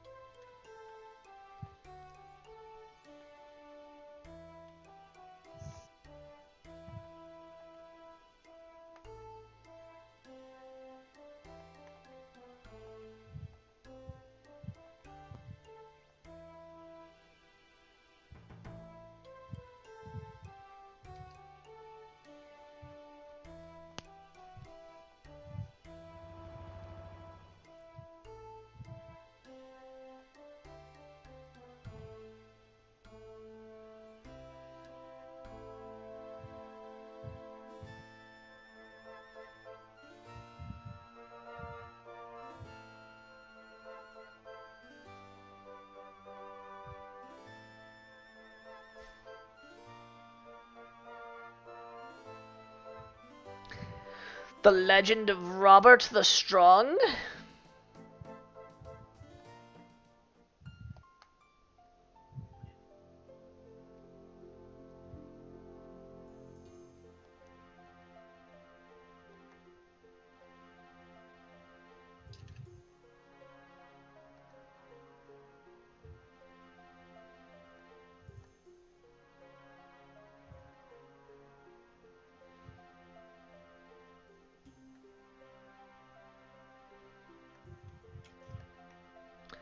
Reldo.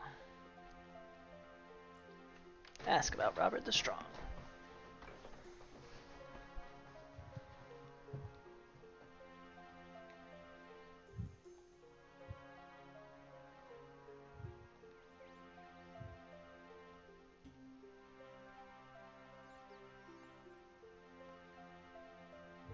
Mm.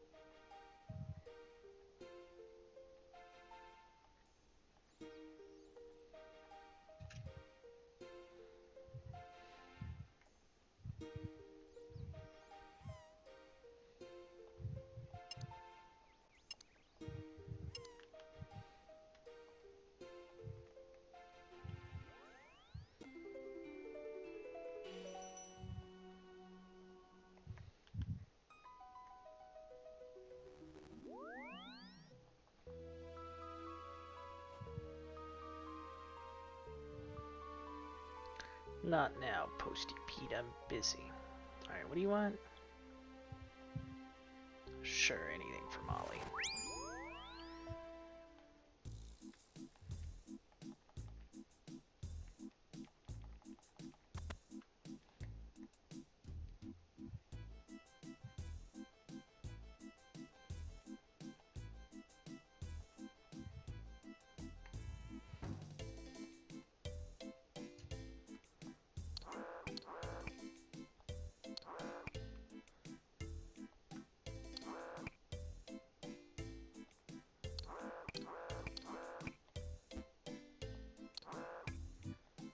Stop moving, woman.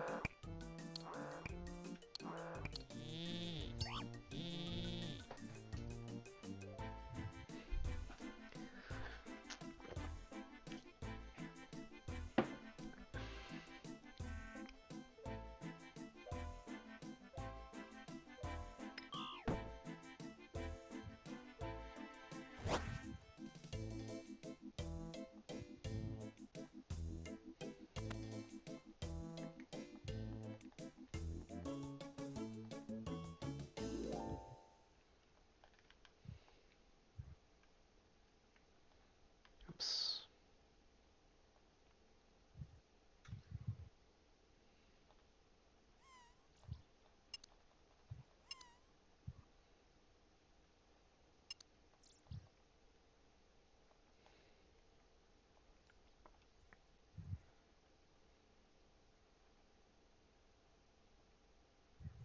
Did Bob move?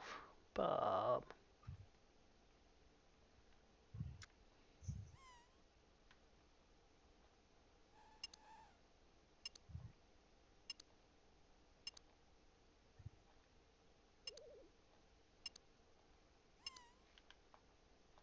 Oh, he's probably still there. Frick.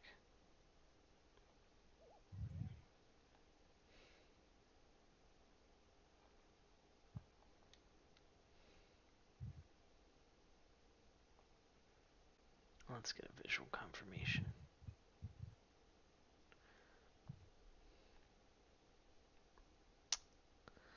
Yep. Much like the Bob Marley song, there are actually some issues over using the slogan that have since been resolved. But unlike Bob Marley, the one love that Raising Cane's is referring to is that chicken finger meal. Raising Cane's does one thing: quality chicken finger meals, and we do it better than anybody else. Realistically, most other restaurants could probably get by with subpar chicken fingers because they have a lot of other stuff going on. But for Raising Cane's, that is their thing, so they have to do it better than anybody else. And that leads me to my next reason.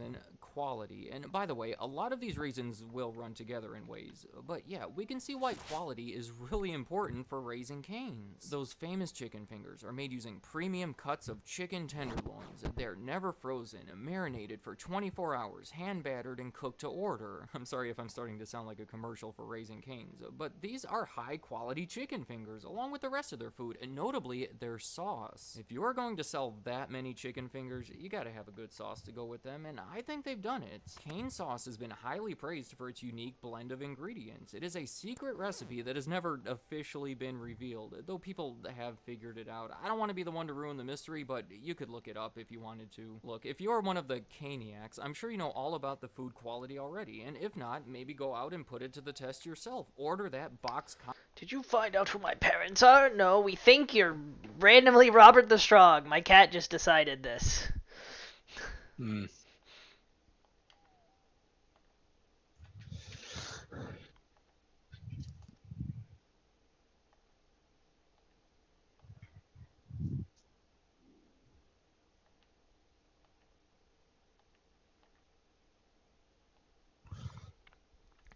But why would Robert the Strong be a cat? I don't know, and the quest has not given me any explanation. My cat just was like, but he could be. Cat, are you an idiot? Meow. I mean, I guess he could be, but he also could not be. Whomst can say?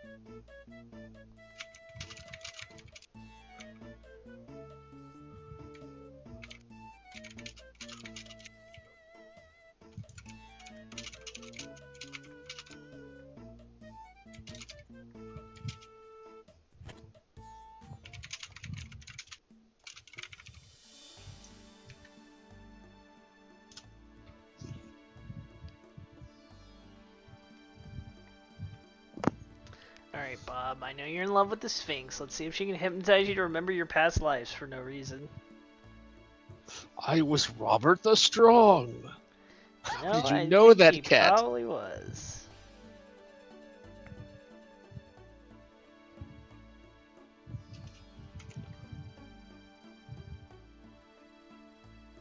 Or he's not in love with the Sphinx, he's in love with the cat from the Sphinx quest. I should say. There is something about Bob. View the cutscene. 5 minutes 20 seconds. All right. What the F? Yeah. Actually, give me a warning. What is this, Final Fantasy 14?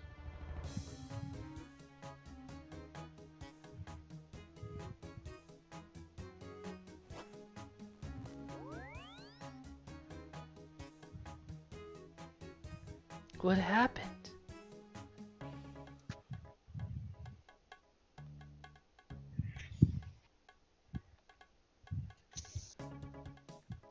Hey, I'm just this cat, you know?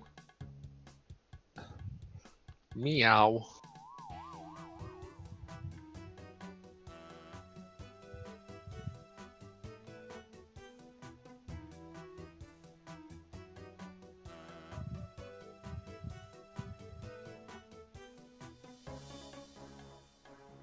Oh my gosh, he was Robert the Strong!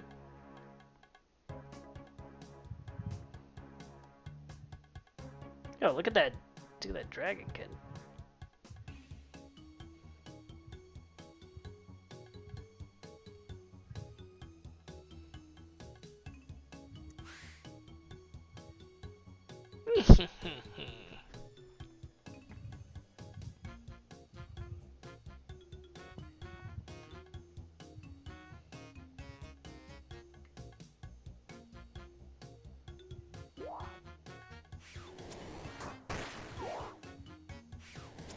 No, cat. The cat's dead.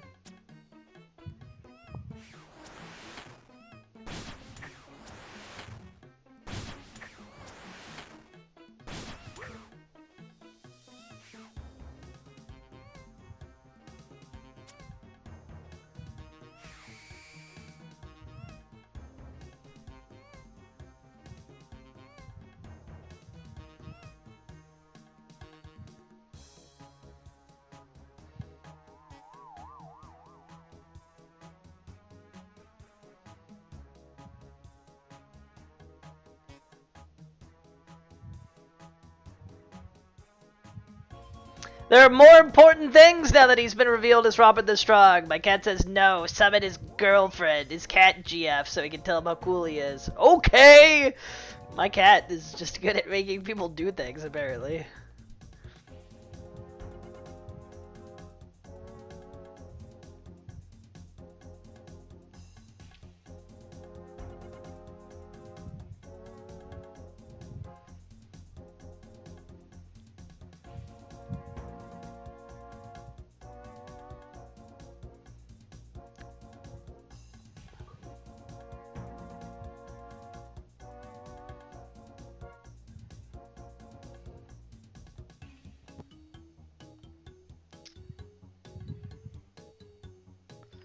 Yes, teleport me to Unfirst House.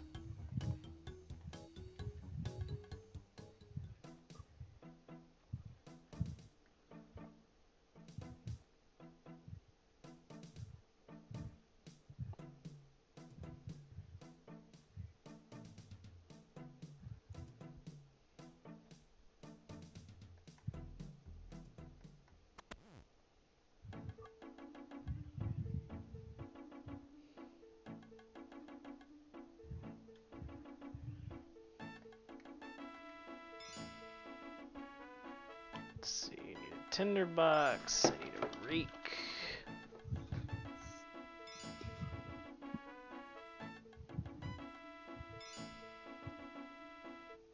I don't have a rake? The frick?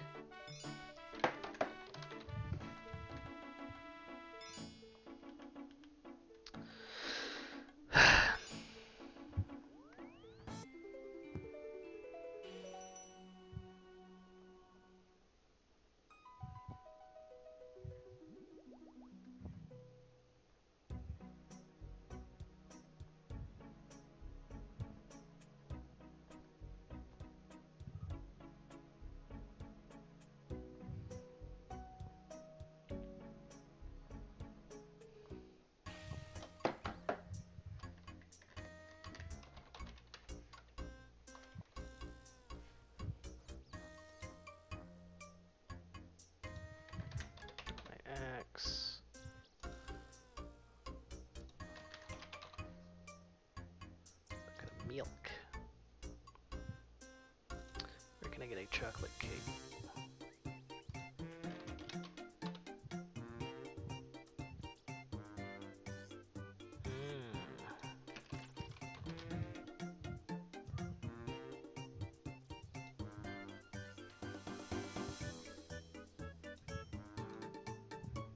Presto changeo, I turned to cake chocolate.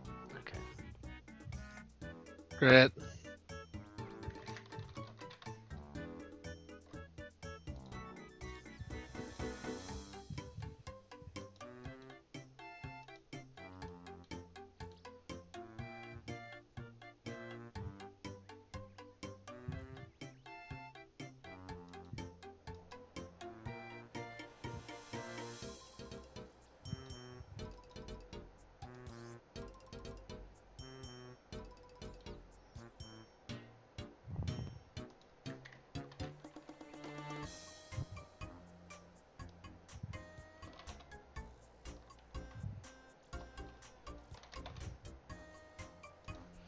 And I need shears. Where can I get shears?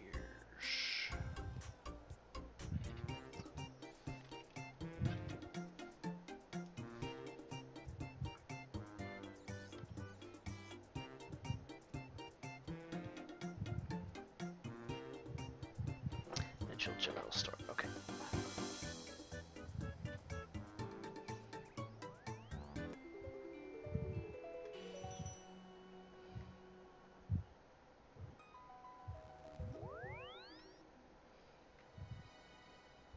Didn't even know Edgel had a general store.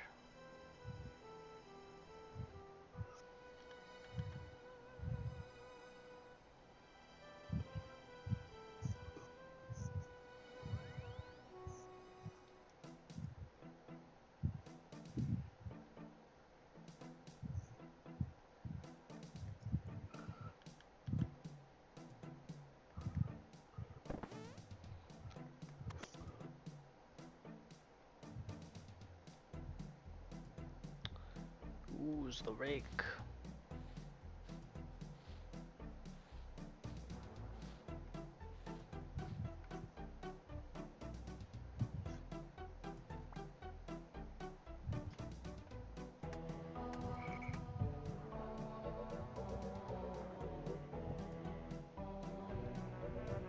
Yeah, I need to get a log.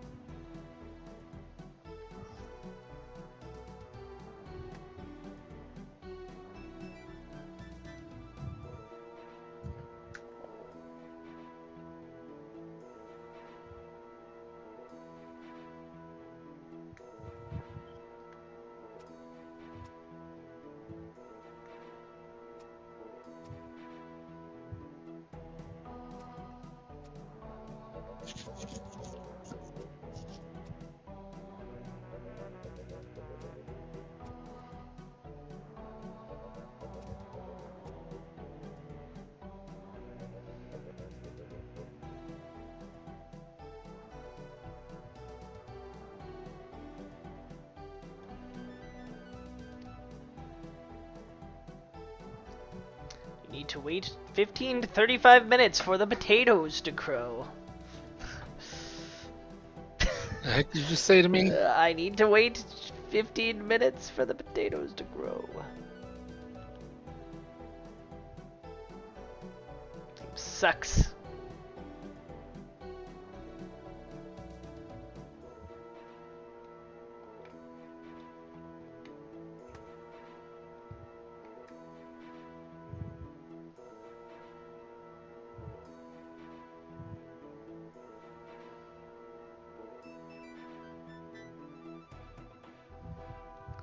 Alright, what can I do for a few minutes?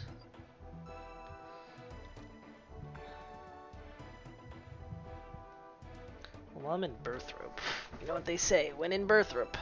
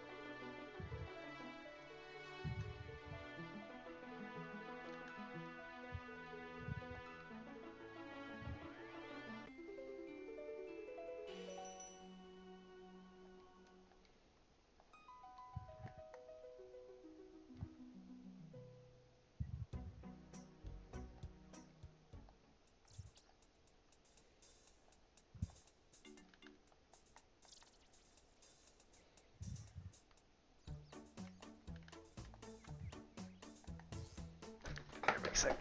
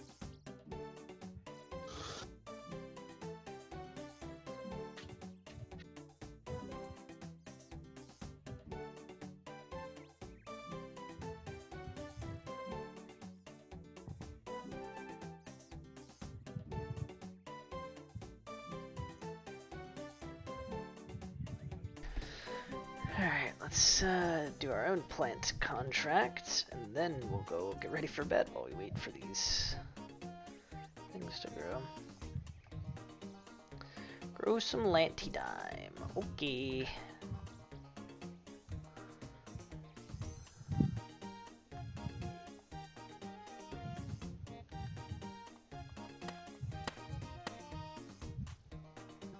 Crap.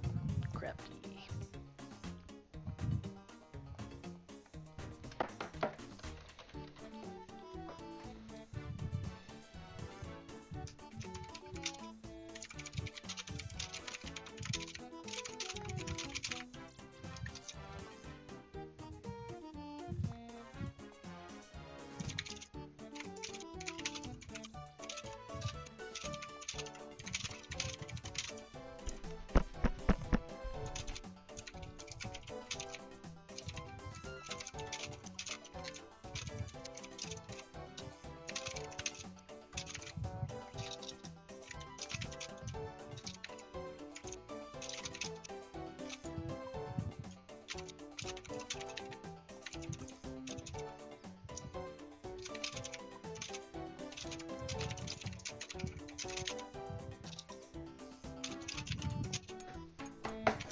Alright, bear back again.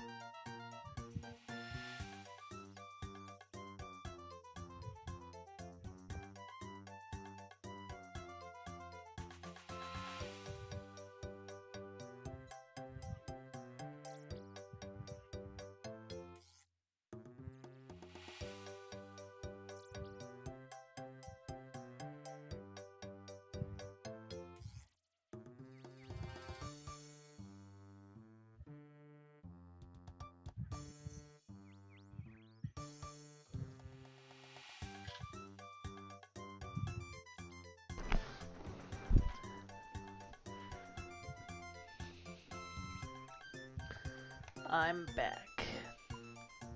No.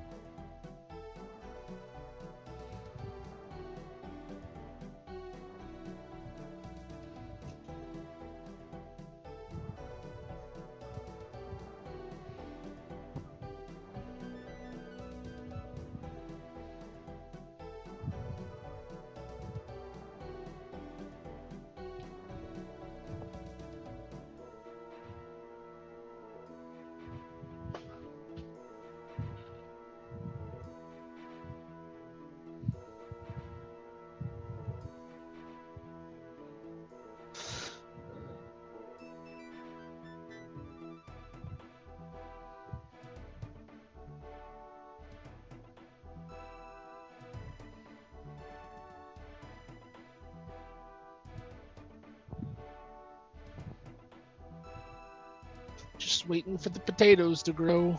Mm-hmm.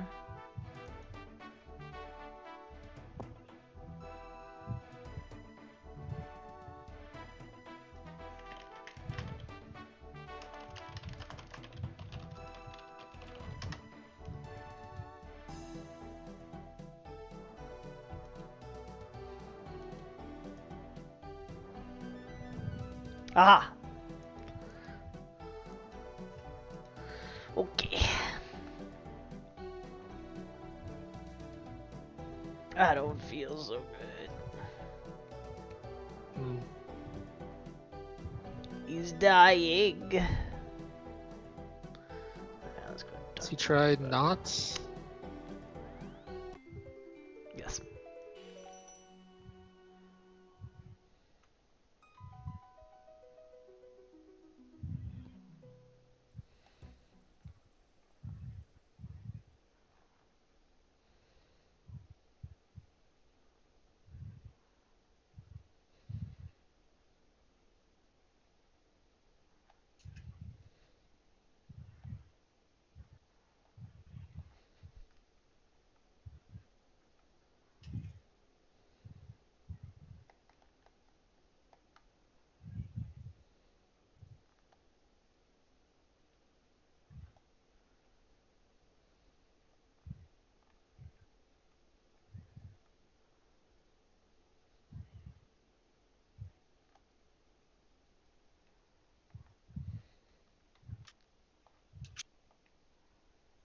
That unfirth.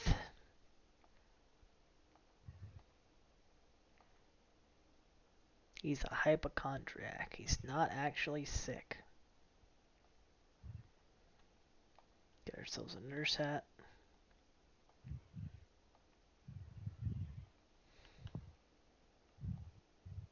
Done.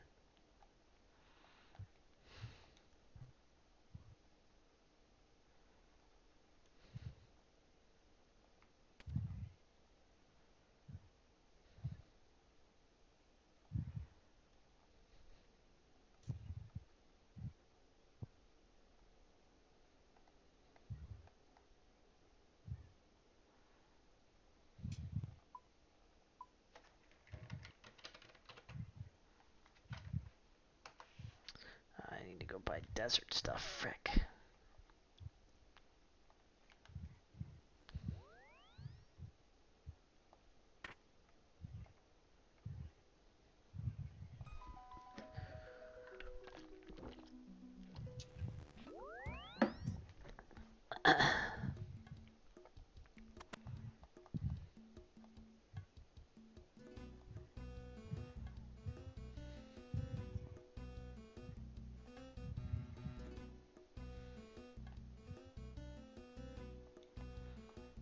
Oh, right. You buy it from this loser.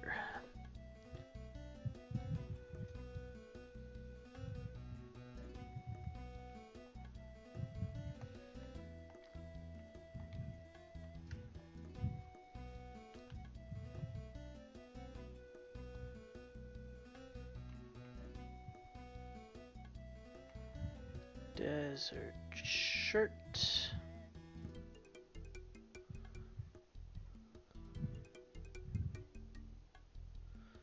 What? Why doesn't he sell the desert ropes?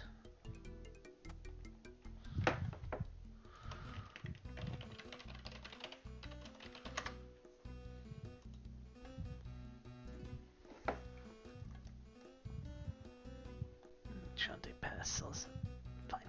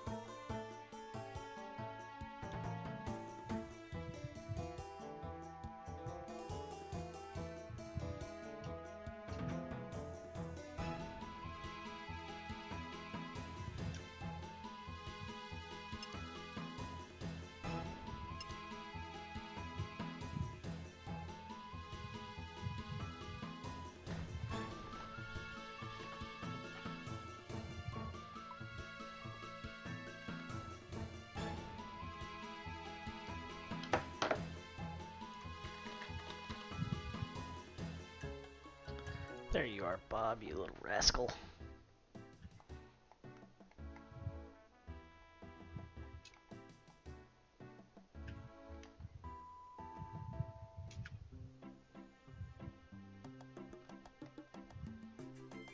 Getting a cutscene of what all they were doing. Oh, they did the Aladdin.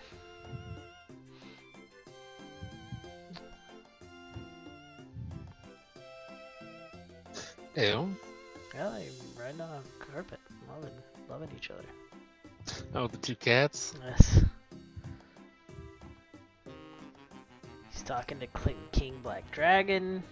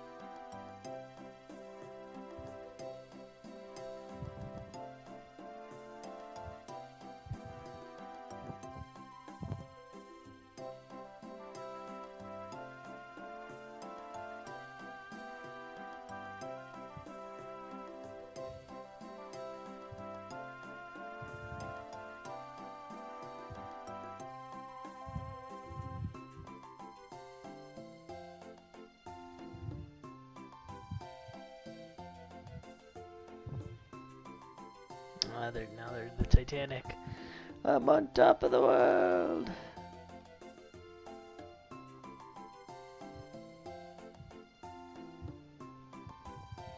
I'm the king of Galanor.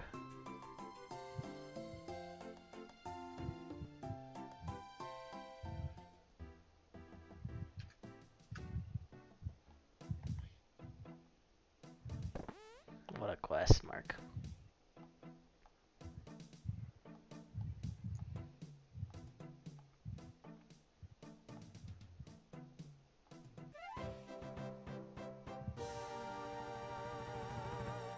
A Tale of Two Cats. Done.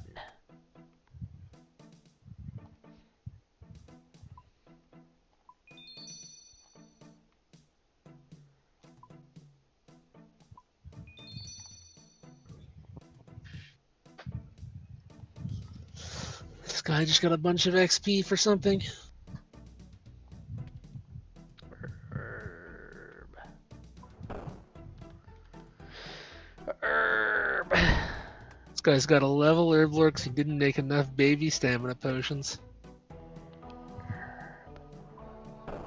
Alright, well that's it for this tonight. See you, Shree. Bye. It's late.